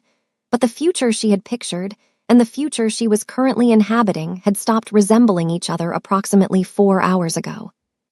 The replacement solution was saline with a buffered pH adjusted to match the viscosity profile of the original. It would not pass a laboratory analysis. It did not need to. It needed to pass 47 seconds of visual inspection by someone who would be verifying via phone call rather than direct examination, which meant it needed to pass Veronica's confidence in her own design rather than Veronica's chemistry knowledge. Veronica thinks she's the one holding the leash. The leash runs both directions. That was the thing about using someone as an instrument. You had to maintain contact with them. And contact, in Sheila's experience, was always a 2-way transmission. She capped the replacement syringe, replaced it in the kit, closed the kit. Hae Young was watching her work with the focused attention he brought to everything, the quality of observation that did not perform itself. At some point in the last 20 minutes, his breathing had shifted, not normalized, not yet, but the labored bracing quality had reduced to something more manageable, the N-acetylcysteine doing the slow, unglamorous work of competitive binding while his body processed what it could. He was functional. Not at full capacity, but functional was the threshold they needed, and they had it. Sung's contact, the man with the old keypad phone, the one who saw everything and appeared to be no one, had sent 3 messages in the past hour. The first confirmed that Veronica's incursion team had pulled back from the estate perimeter following her call with Sheila, which meant she had accepted the report of completion and was now managing the next phase rather than the current one. The second gave a location in the warehouse district, a specific building, Pier 7, the Port Authority's decommissioned inspection facility, a structure that had been empty for 2 years and was therefore off the active monitoring grid of every agency that might otherwise be paying attention to what happened inside it. The third message was 4 words. Your mother is inside. Sheila had read it and set the phone down and picked up the empty syringe casing and focused on the work in front of her. Because the work was the mechanism by which she was going to get her mother out, and there was no version of the next several hours that did not run directly through the work. Pier 7, she said to Hae Young. He nodded. He already knew. That's where the treaty signing is scheduled, she said. In 61 hours, yes, he said. The rival syndicate's representative arrives by water. The documents transfer control of the Port Authority contracts. If I am not present to contest them, if I am dead, or legally incapacitated, or represented by a power of attorney holder, the signing proceeds without my objection. Veronica holds the power of attorney documents, Sheila said. She has held them for 4 months, Hae Young said. I signed them during what she described as routine estate planning. I was, at that time, already experiencing the early effects of the primer compound. I was tired. I was not paying the quality of attention I should have been paying. He said it without self-recrimination, which she was learning was characteristic.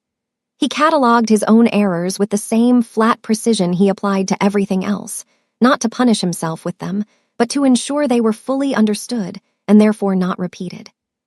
She chose the moment carefully, Sheila said. She chooses everything carefully, he said. That is what makes her genuinely dangerous rather than merely ambitious. The plan did not begin with tonight. Tonight was the final movement of something she has been composing for the better part of a year. How long have you known? Sheila said. He was quiet for a moment, long enough that she understood the answer was not a number of days. I suspected, he said, that something was wrong with the direction she was pulling the business. The port contracts, the rival syndicate, the specific sequence of decisions she advocated for over the past 6 months. Individually, each one was arguable. Collectively, they formed a pattern that I had not yet fully named when you walked through the dining room door. She named it for you, Sheila said. You named it, he said. She simply confirmed it. They left the tunnel at 11:47 through the utility building exit, into the cold, salt air of a city that did not know what was running through its underbelly tonight, which was most nights in Sheila's experience, but felt more pointed than usual given the specific content of what was currently running. Sung's contact was waiting with a vehicle, unremarkable, a delivery model, the kind that moves through a port district at midnight without generating documentation, because port districts run on delivery cycles that don't observe standard hours. The contact himself was younger than she had expected, slight, with the efficient movements of someone accustomed to operating in spaces where the wrong movement at the wrong moment has consequences. He did not introduce himself. He looked at Hae Young with the specific expression of a person who has been worried for a long time and is now making a rapid recalibration toward cautious relief. He looked at Sheila with something she couldn't immediately categorize. She'll ride in front, Hae Young said. The contact nodded without question, and she understood, from the speed of that acceptance, that Hae Young had said something more in those 3 words than their surface content, that he had communicated, in the compact language of his world, that she was not a civilian passenger or a protected asset or a problem being managed. She was operational. She got in front. The harbor at night is a graveyard for people like us. Not metaphorically. The decommissioned pier district had a specific quality of abandonment that went beyond disuse. The kind of place that accumulates the residue of things that ended badly, where the infrastructure outlasts its purpose and sits in the dark smelling of salt and rust, and the particular absence of accountability that comes with being outside the lit perimeter of the places people choose to look. Pier 7 was 4 buildings in from the active dock, separated from the working port by a chain-link fence that had 3 years of weather damage along its eastern seam and could be folded back in a way that looked, from a distance, like it was intact. She noted this as the contact drove past it without stopping, mapping the approach from the vehicle the way she mapped rooms on arrival, exits, sightlines, the relationship between where the light was and where it wasn't. The building was 3 stories. Ground floor, former inspection processing. Upper floors, former administrative. The lights on the second floor were visible through the boards on the windows. Not bright, controlled. The specific light management of people who needed to function inside a space without advertising their presence in it. Her mother was on the second floor. She knew this without being told. The way you know certain things when the knowing is built from a specific combination of fear and logic, and the particular species of attention that comes from having spent your entire life monitoring environments for threat.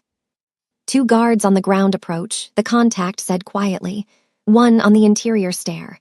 Veronica herself is on the second floor with 2 additional personnel. Your mother is in the northeast room, 1 guard at the door. You've been inside, Sheila said. Earlier today, he said, and did not elaborate, and she did not ask. She turned to look at Hae Young in the back seat.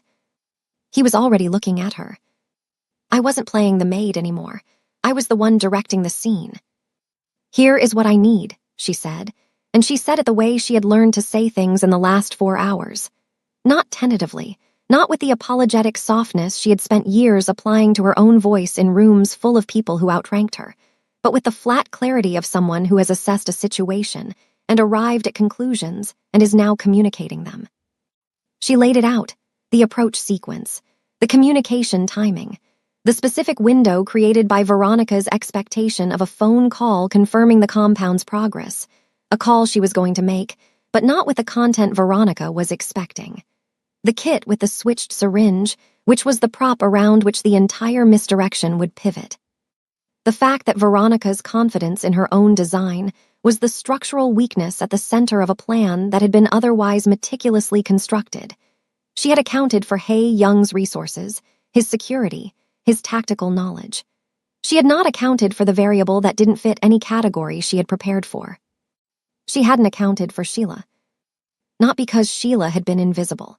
Because Veronica had chosen to keep her invisible, had selected her as the instrument of the final act specifically, because she was the least threatening-looking element in the entire operation, and that selection had created the one blind spot in an otherwise comprehensive plan. The instrument knew what it was carrying, and it had switched the payload. Hae Young listened to all of it. When she finished, he said, "The document case." She nodded. She had included it, the signed power of attorney documents that Veronica would have on her person or in the building, the physical object around which the legal architecture of the entire takeover was constructed. Without them, the treaty signing was contested. With them and without Hae Young's living, coherent, legally competent presence to contest them, the port contracts transferred. "The documents need to come out of that building with us," Sheila said. "Along with your mother," he said.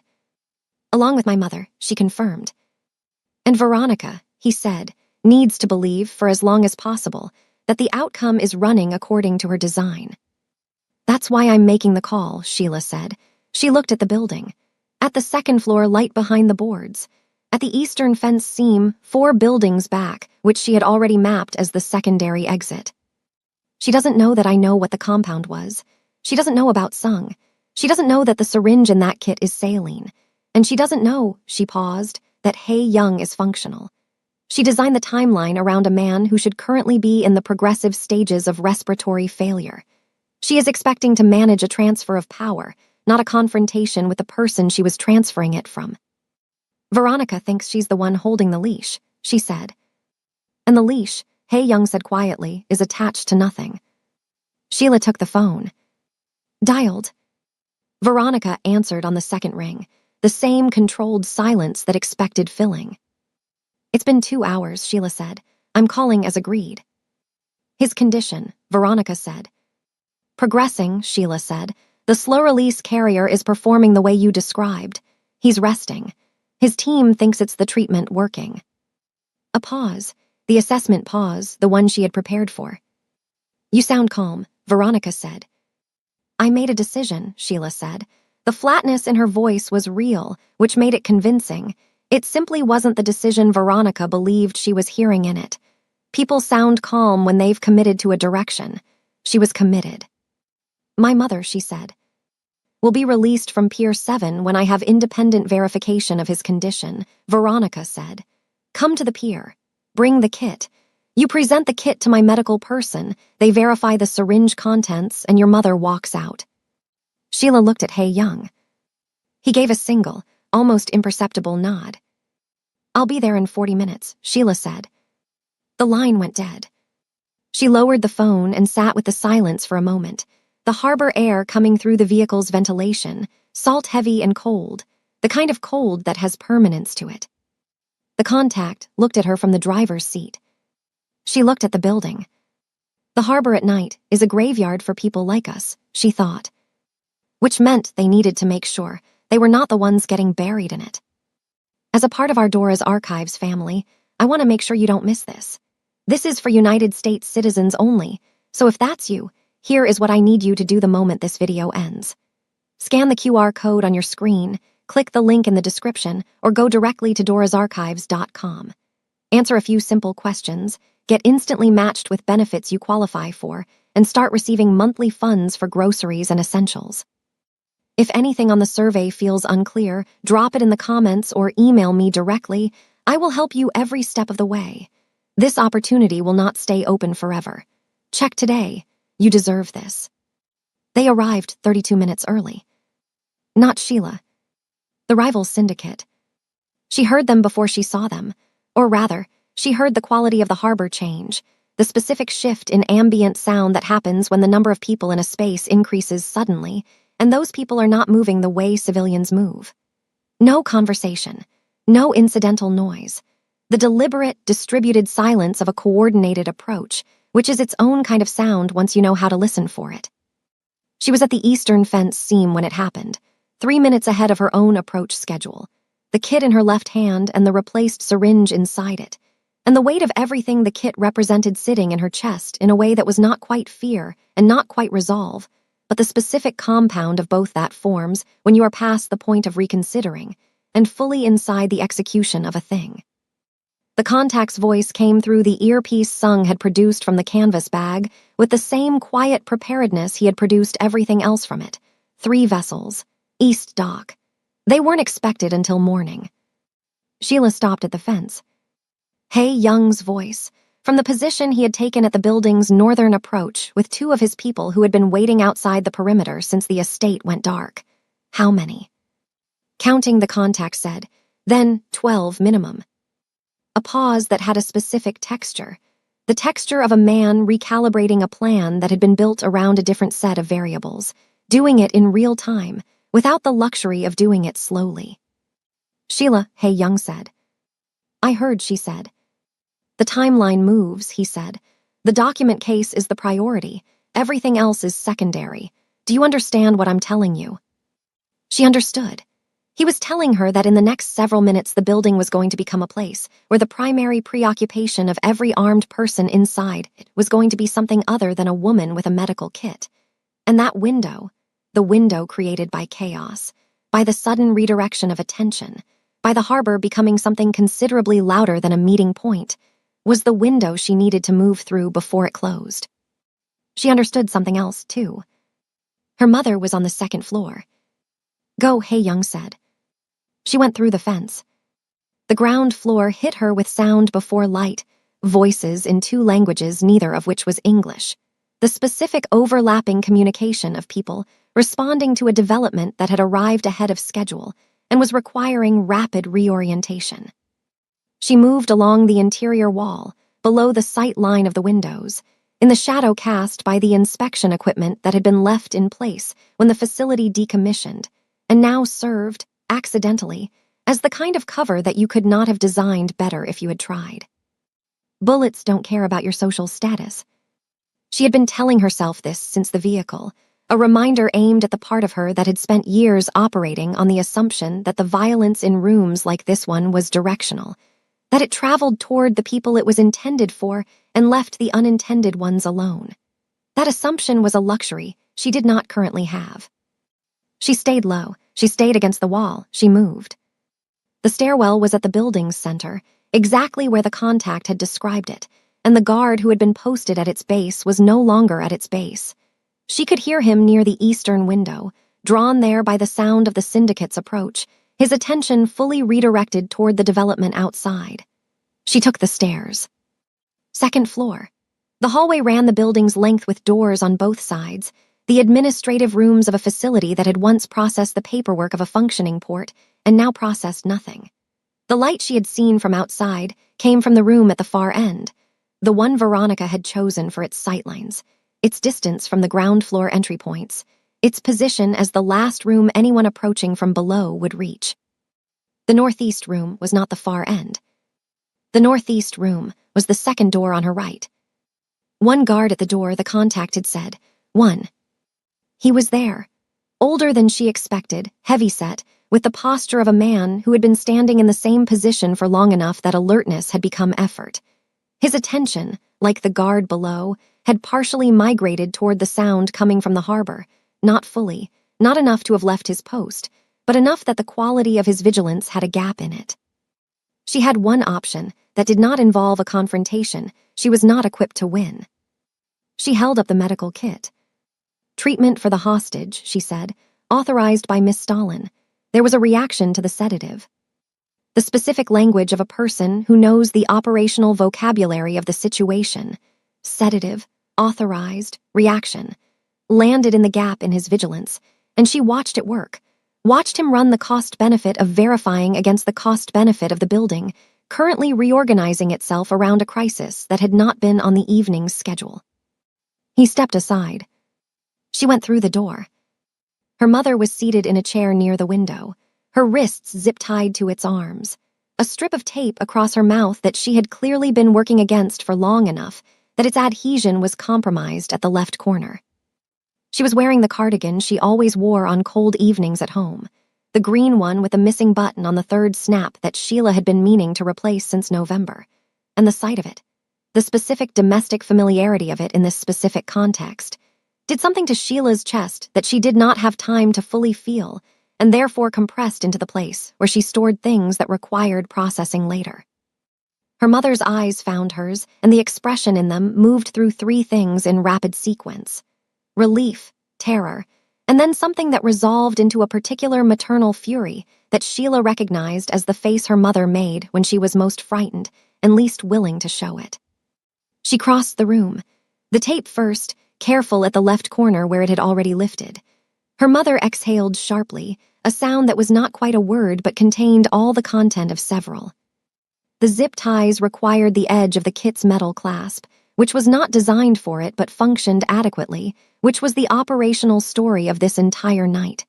30 seconds. Her mother's wrists came free. "We have to move," Sheila said quietly. Her mother looked at her with the expression of a woman assembling a great deal of information very rapidly. Then she stood, which was answer enough. The guard outside the door had not moved. She could hear him through the wood, still at his post, but his radio was active now, receiving traffic from the ground floor, and the traffic had the clipped urgency of people managing something that was accelerating. "Window," Sheila said to her mother. Her mother looked at the window, looked at Sheila, looked at the window again. "It's the second floor," her mother said. "There's a loading dock extension below it," Sheila said. 8 feet. I need you to trust me." Her mother sat on the sill with the compressed dignity of a woman who had raised her daughter to be exactly this resourceful, and was now experiencing the specific terror of that upbringing in practice. She went over. The sound she made landing told Sheila the distance was manageable, and she followed, the kit still in her left hand, the metal clasp having earned its place in the operation. Her mother was already moving toward the fence line. "Go straight east," Sheila said. "The contact is at the vehicle 2 buildings down. Don't stop." Her mother looked at her. "You're not coming," her mother said. It was not a question. Not yet, Sheila said. Her mother held her gaze for 3 seconds, the 3 seconds of a woman running every maternal calculation available to her and arriving, with visible difficulty, at the conclusion that her daughter was the one person on this property who knew what she was doing. She went. The document case was in Veronica's room. Sheila knew this the way she knew the Northeast room, from the contact's intelligence, from the building's logic, from the understanding that a woman who had spent 11 months constructing this plan was not going to store its central instrument anywhere she was not. The far room, the one with the sightlines. The building was louder now. The firefight had found its full register, not close yet, the syndicate still working the exterior approach. Hae Young's people managing the perimeter engagement with the focused efficiency of people defending a position they had chosen rather than one they had been caught in. She could hear Kenji's voice somewhere below, which meant the estate's security had arrived at the harbor. Which meant the contact had executed that piece of the plan. Which meant the syndicate was now engaged on 2 sides, and Veronica's people inside the building were recalculating their available options in real time. Recalculating people look outward. Sheila moved inward. The hallway was empty. The far door was closed. She pressed herself against the wall beside it and listened, 2 voices inside, Veronica's and one other, speaking rapidly, the specific cadence of people revising a plan against a deadline. She looked at the kit in her hand. The last tool it had. She opened the door. Veronica turned from the window with the unhurried precision of a woman who does not startle, whose threat assessment has already been running and has already determined the category of what has entered the room. Her expression when it landed on Sheila moved through surprise, genuine, fractional, quickly managed, and into something considerably colder. "You're early," Veronica said. The other person in the room was not one she recognized, male, suited, with the specific blankness of professional hired function. His hand had moved to his jacket on her entry. "The kit," Veronica said, "set it on the table." Sheila set it on the table. In the chaos, the only thing that mattered was the girl everyone ignored. Veronica's attention moved to the kit with the focused assessment of someone who has been waiting for this object for the past 40 minutes. The suited man moved to the table, opened the kit, located the syringe, held it to the light. Sheila was not watching the syringe. She was watching the document case on the desk behind Veronica, dark leather, brass clasps, the kind of case that communicates the importance of its contents through its own physical quality. Exactly where it should be. Exactly where Veronica would need it in the next 61 hours when the syndicate's representative arrived by water and the treaty proceeded according to a plan that was now, from Veronica's current vantage point, still running on schedule. The suited man was examining the saline solution. He was going to take 30 seconds to visually verify it, another 15 to confirm viscosity. He did not have a chemical test kit.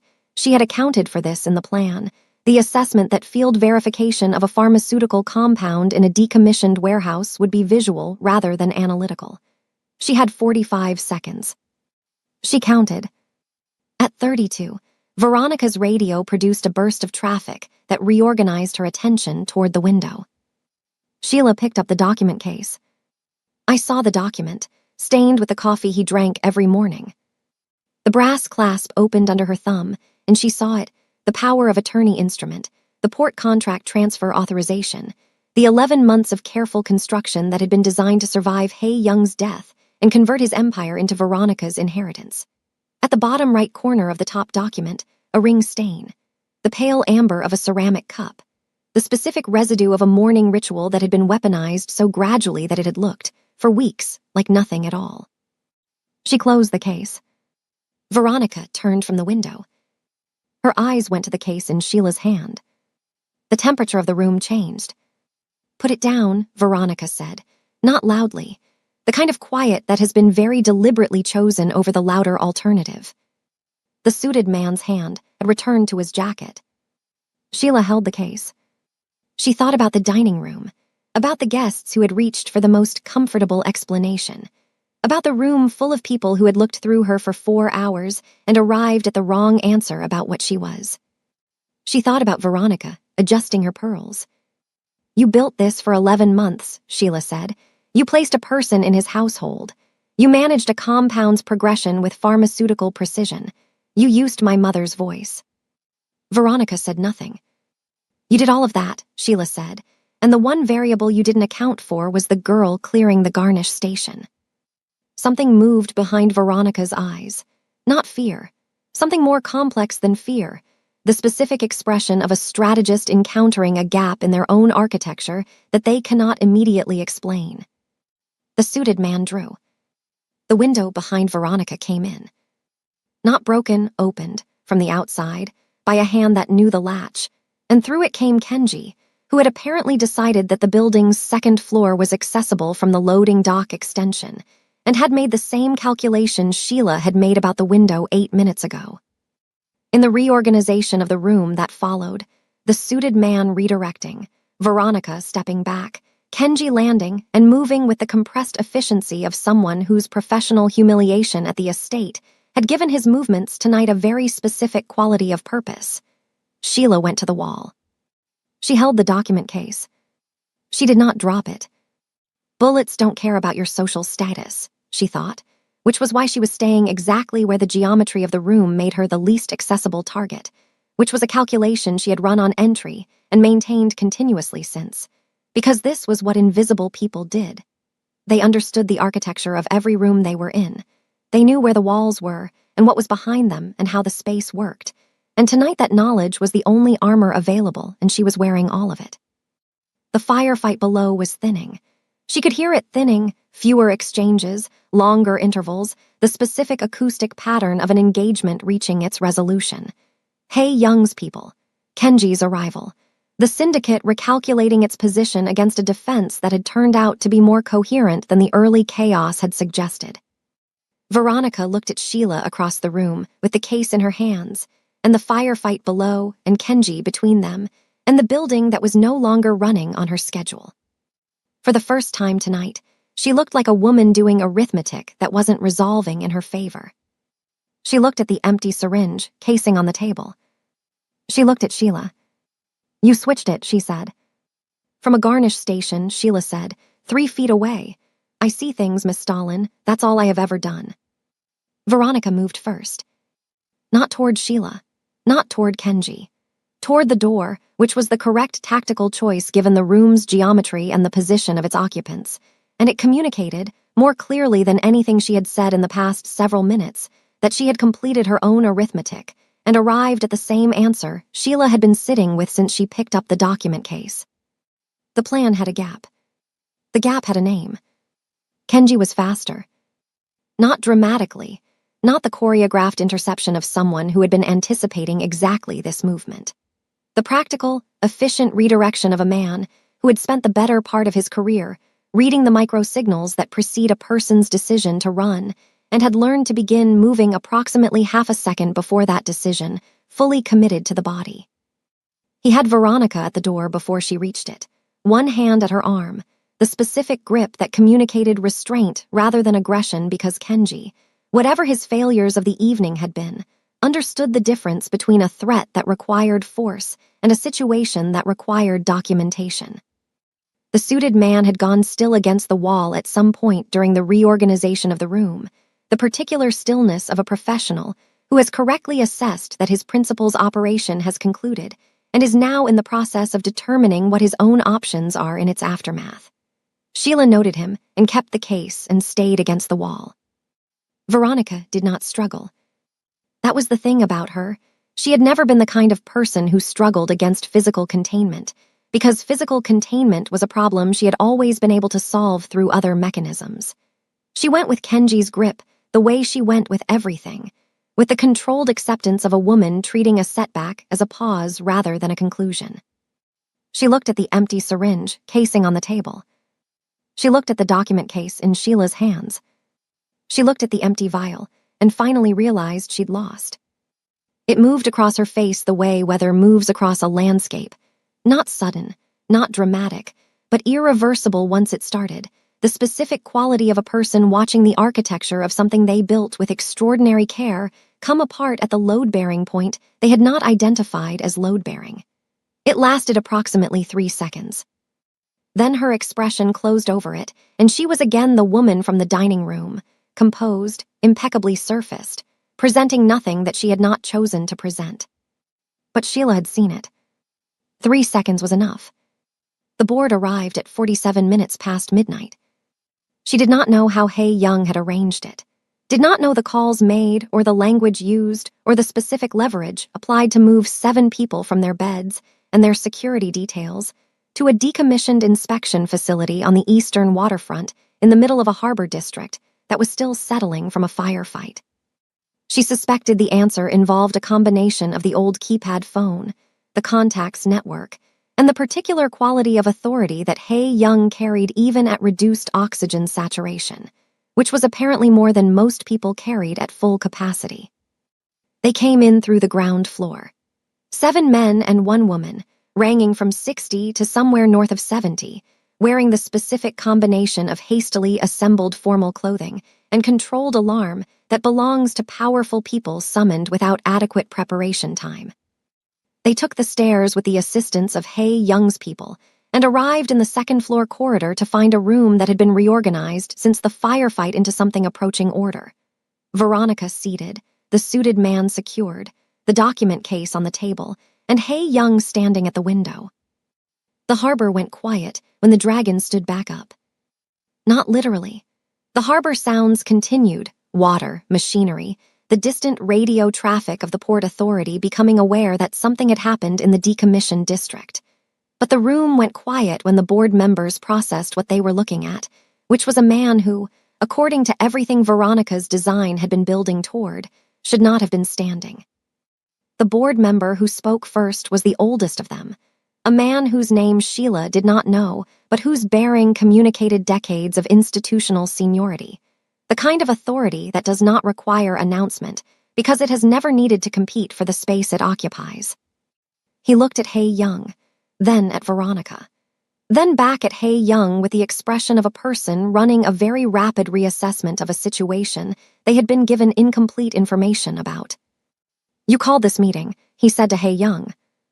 "I did," Hae Young said, "because what is in that document case?" He did not gesture toward it, did not need to.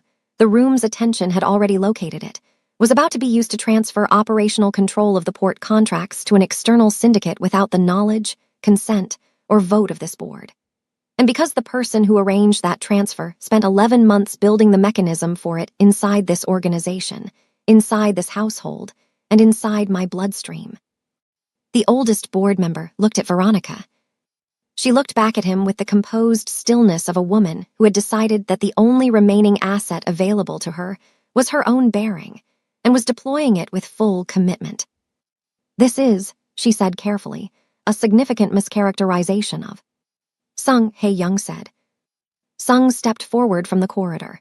He placed on the table, beside the document case, 3 items: a sealed vial containing the residue of the primer compound extracted from the kitchen waste, the chemical notation sheet in his handwriting, and a printed record of the placement agency that did not exist at its listed address. The board member examined them. Sung walked him through it in the same flat, precise language he had used in the tunnel compound class: accumulation timeline, activation mechanism, the specific construction of a false identity placed in the household's morning kitchen prep rotation. He spoke for 9 minutes without interruption, which was itself a form of information.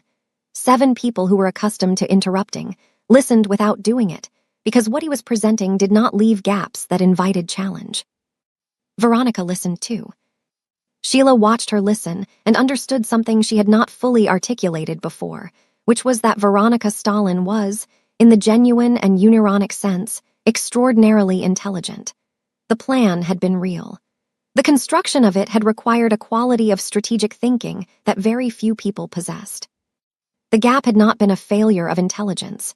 It had been a failure of categorization, the specific blindness that comes from building a plan around the people you can see and assigning the people you cannot see to the category of irrelevance. The Black Widow was just a woman with a broken plan. Not a diminishment, an accounting. She had built something significant and built it wrong at the foundation, and the foundation had been the assumption that the garnish station was empty. The board member set down Sung's documents. He looked at Veronica with an expression that had moved past surprise into something considerably more institutional. The look of an organization processing a betrayal, not with emotion, but with the specific machinery of consequence. "The power of attorney instrument," he said, "is invalid," Hae-young said. "Executed during a period of documented cognitive impairment resulting from deliberate toxic exposure. Sung's timeline establishes the compound's presence in my system, predating the signing by 3 weeks. I have a medical witness." He looked briefly at Sheila, "who can establish the compound's neurological effects at the relevant concentration levels, which include impaired executive judgment and reduced capacity for informed consent." Sheila nodded, once, when the board member looked at her. She did not elaborate. She did not need to. The board member had the document in front of him and Sung's chemical notation beside it, and a man standing at the window who was demonstrably alive and demonstrably coherent and demonstrably in possession of the full picture, and the arithmetic of the situation was not complicated. The document case was opened. The power of attorney instrument was removed and placed separately from the port contract transfer authorization. The board member wrote something on its face in ink, a single word and his initials, and the word was void, and the writing of it was not dramatic in the way that the 11 months preceding it had been dramatic. It was simply a pen moving across paper, which is what the resolution of very large things almost always looks like from the outside. Veronica watched it happen. She looked at the empty vial on the table. She looked at Sheila. There was a long moment in which neither of them said anything, and in that moment, Sheila understood something about Veronica that she had not had the space to understand before, which was that the childhood Sung's outline had described, the political pawn, the early understanding of love as vulnerability, had produced a person who had decided, at some foundational level, that the only way to never be used again was to become the one doing the using. The plan had not been about greed, not at its center. It had been about sovereignty, about the specific terror of a person who had learned too early that the people closest to you are the ones with the best position to destroy you. Sheila did not say this. It was not the moment for it, and she was not the person to say it, and understanding something is not the same as excusing it. But she held it, the way she held things that were true and complicated and did not resolve cleanly. Kenji's radio broke the silence with traffic from outside, and the traffic had a different quality now.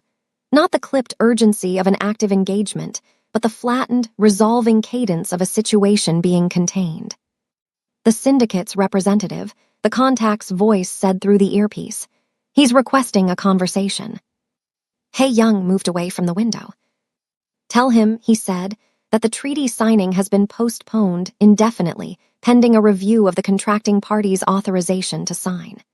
And tell him that if he would like to discuss the port contracts in a legitimate framework, my organization will schedule a meeting through the appropriate channels at a time of our choosing."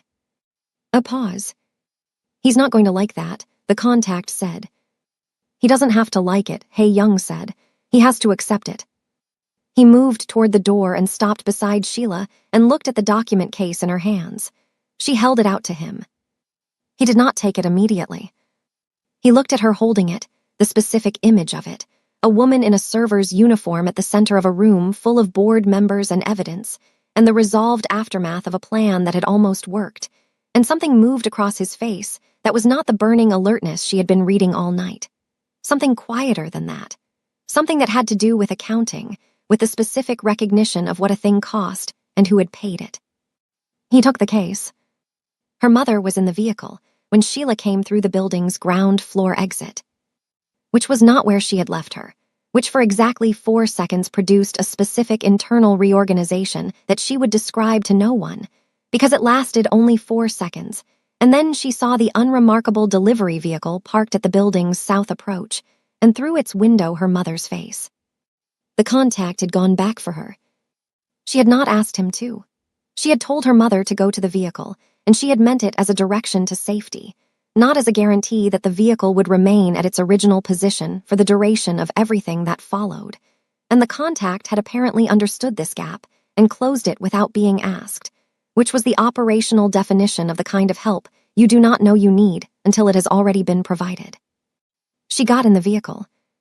Her mother looked at her for a long moment with the specific expression of a woman taking a comprehensive inventory of her daughter's physical state. "You're not hurt," her mother said. It was not a question. It was a conclusion, delivered with the tone of someone who has just finished being terrified and is now processing the end of it. "I'm not hurt," Sheila said. Her mother nodded once.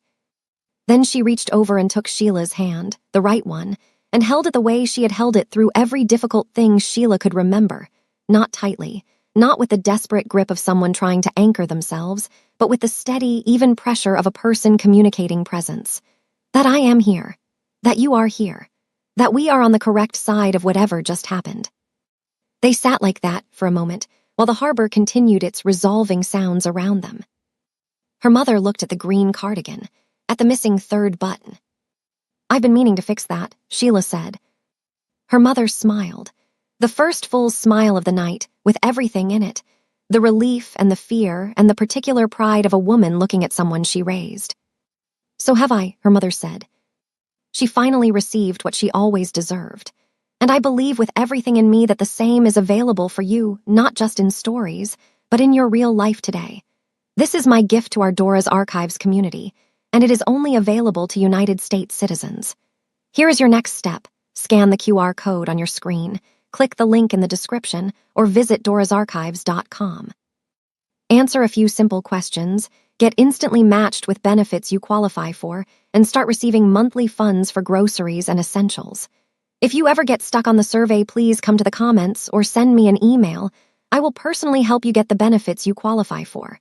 But please don't wait. This window will not stay open. Take that step today. God bless you." 3 days after the harbor, Sheila went back to work. Not at the Young estate. The agency had 2 other properties on the rotation, and she had a shift at the Mercer building downtown, a corporate dinner for 40, the kind of event she had worked 100 times: linen service, plated courses, the invisible choreography of people who existed in a room only insofar as the room required them. She put on the uniform. She took the bus.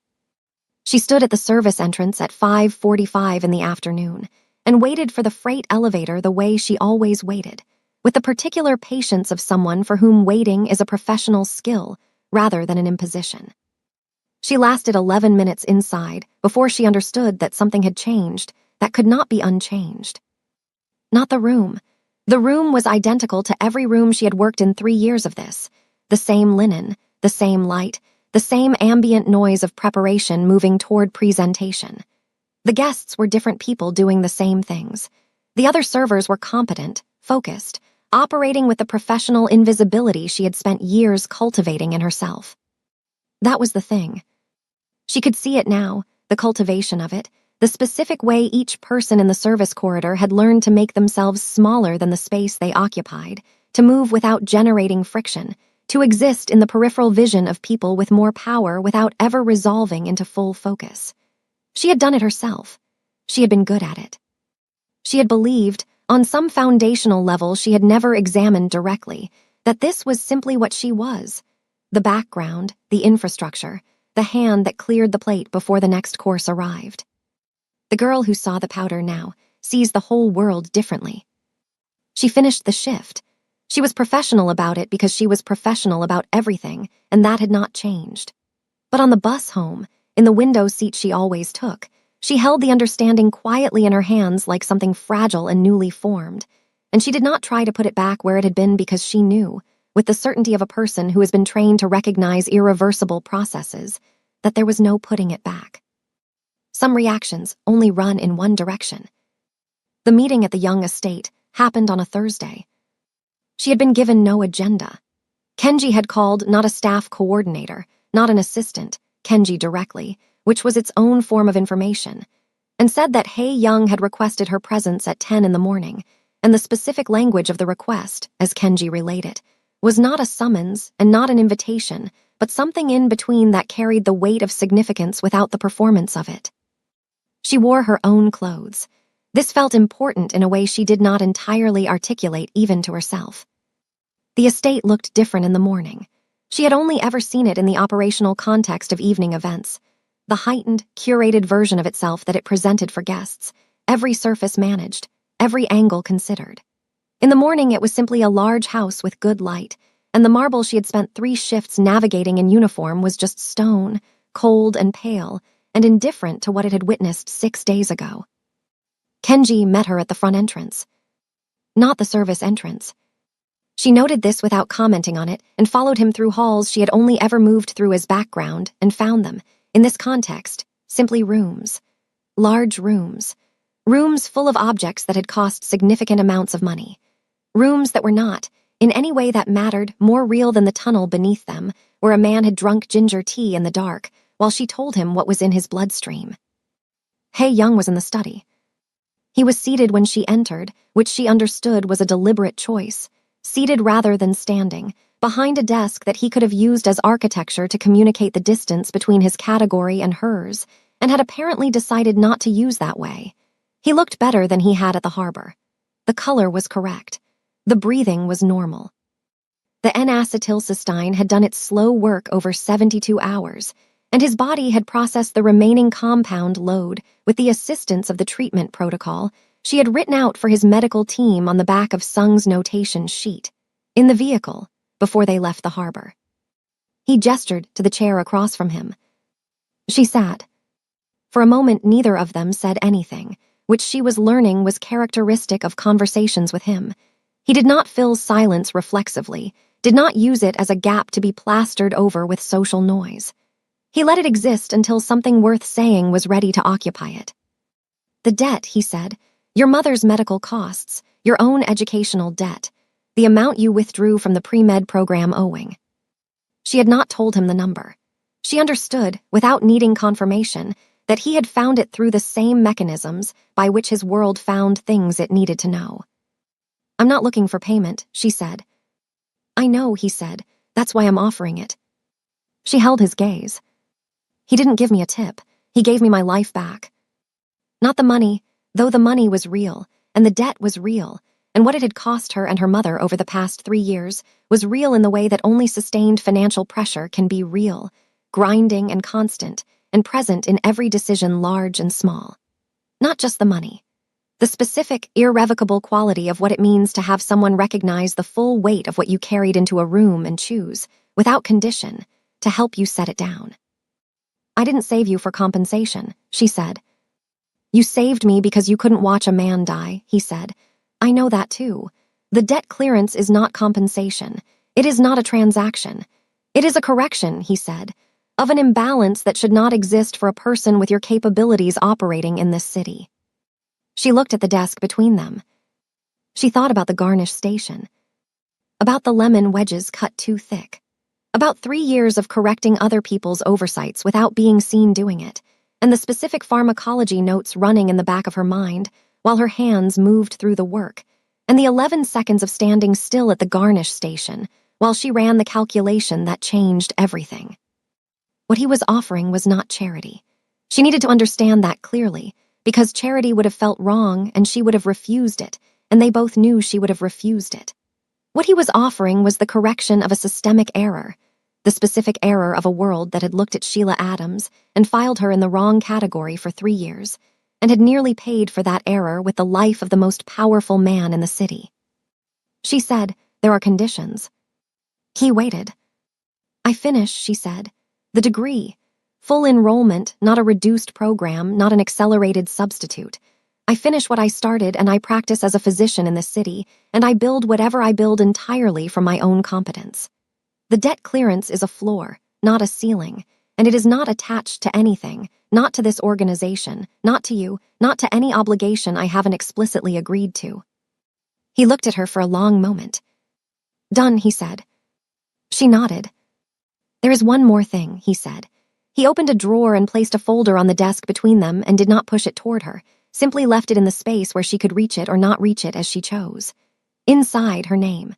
A consulting arrangement, formal, structured, with a defined scope and a compensation structure and the specific legal architecture of something built to last rather than something improvised. Medical advisory. Toxicological consultation.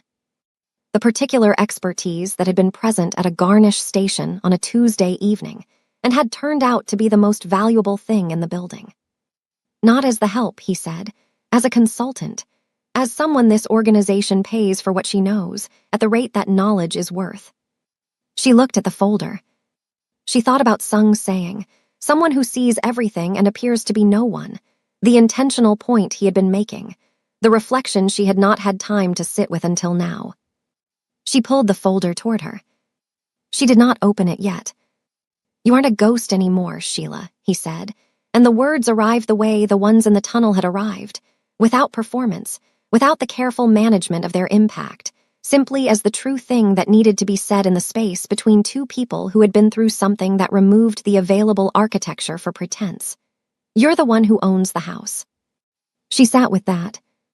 The house was marble and morning light, and the memory of tunnels and a silver fork turning black and 47 seconds of her mother's voice, and a syringe full of saline and a document case, and a man at the harbor dock looking at water before he got in the vehicle. The house was what she knew, what she could see, what she had always been able to see, the shimmer of the wrong thing under the right light, the thing that was not what it was presenting itself as, the compound hiding in the coffee, the toxin in the glaze, the mole in the household, the gap in the plan. She had always been able to see it. She had simply, for 3 years, been seeing it in service of rooms that didn't know she was there. She opened the folder. Her mother was at the kitchen table when she got home, which was where her mother was at 4 in the afternoon on a day off, tea, a book with the spine carefully uncracked because her mother believed a book's spine was its dignity and treated it accordingly. The small radio on the counter playing something low that had been a kind of household sound for as long as Sheila could remember. The green cardigan, the third button, repaired. She had replaced it while Sheila was at the estate, a small pearl button that did not exactly match the others and therefore matched the cardigan perfectly. Her mother looked up. Sheila set the folder on the table. Her mother looked at it, looked at her. "Tell me," her mother said. So she told her, not the way she had told Kenji in the basement, clinically, structured, stripped of inference. The way she told her mother things, which was with the full texture of them, the garnish station and the 11 seconds and the lemon wedges cut too thick, and the tunnel and the star anise and the way Hae Young had said on my name in the dark like, it meant something indelible. Her mother listened the way she had always listened, without interrupting, without the reflexive reassurance that forecloses the thing being said, with the specific quality of attention that had made Sheila believe, from the time she was old enough to have things worth saying, that what she said was worth saying. When she finished, her mother was quiet for a moment. Then she looked at the folder. "Medical advisory," Sheila said, "and the debt, all of it." Her mother set her book down on the table, spine up, which was the only time she ever did that, when something required both hands, when something was important enough to risk the spine. She reached across the table and put both hands on Sheila's face the way she had done since Sheila was small, the full palm hold that communicated, without any ambiguity, the specific and total quality of being known by someone who has been paying attention to you for your entire life. "You were always going to be here," her mother said. "I just had to wait for you to see it." Sheila covered her mother's hands with her own. Outside, the city continued its afternoon. Traffic, wind, the ambient noise of a place that did not know what had run through its underbelly 6 days ago and would not know, because that was the nature of the work that kept it running. The invisible work. The infrastructure. The hands that cleared the plates and fixed the buttons and saw the shimmer in the garnish station light. The girl who saw the powder now sees the whole world differently. Not the world itself. The world was the same city it had always been, with the same ports and the same power and the same rooms full of people deciding, without evidence, what category to file the people around them into. What was different was Sheila's position in it. She was not background anymore. She was not the hand at the edge of the frame, the reflection in the polished tray, the server in the non-slip shoes that the room looked through on its way to something it considered more important. She was the one who had seen it coming. She was the one who had screamed. She was the one who had guided a king through tunnels built for the invisible, synthesized a temporary antidote from institutional supplies, switched a syringe in a compromised building, and stood in a decommissioned warehouse holding the documents that saved a city's ports while the firefight resolved itself around her. She was, by any accurate accounting of the evidence, the most important person in every room she had occupied for the past 6 days. She always had been. She just hadn't been the one holding the folder. Thank you so much for watching all the way to the end. You are exactly the kind of person I created this community for. Before you go, I need you to hear this. As a member of our Dora's Archives family, I want to make sure you don't leave today without checking this. If you are a United States citizen and groceries have been heavy on your budget, help may already be waiting for you right now. Here is what to do. Scan the QR code on your screen, click the link in the description, or go directly to dorasarchives.com. Answer a few simple questions, get instantly matched with benefits you qualify for, and start receiving monthly funds for groceries and essentials. And if you run into any challenges on the survey at all, please reach out to me in the comments or send me an email. I will personally help you get your benefits. Don't let this pass you by. Check today, not tomorrow. God bless you, and I will see you in the next story.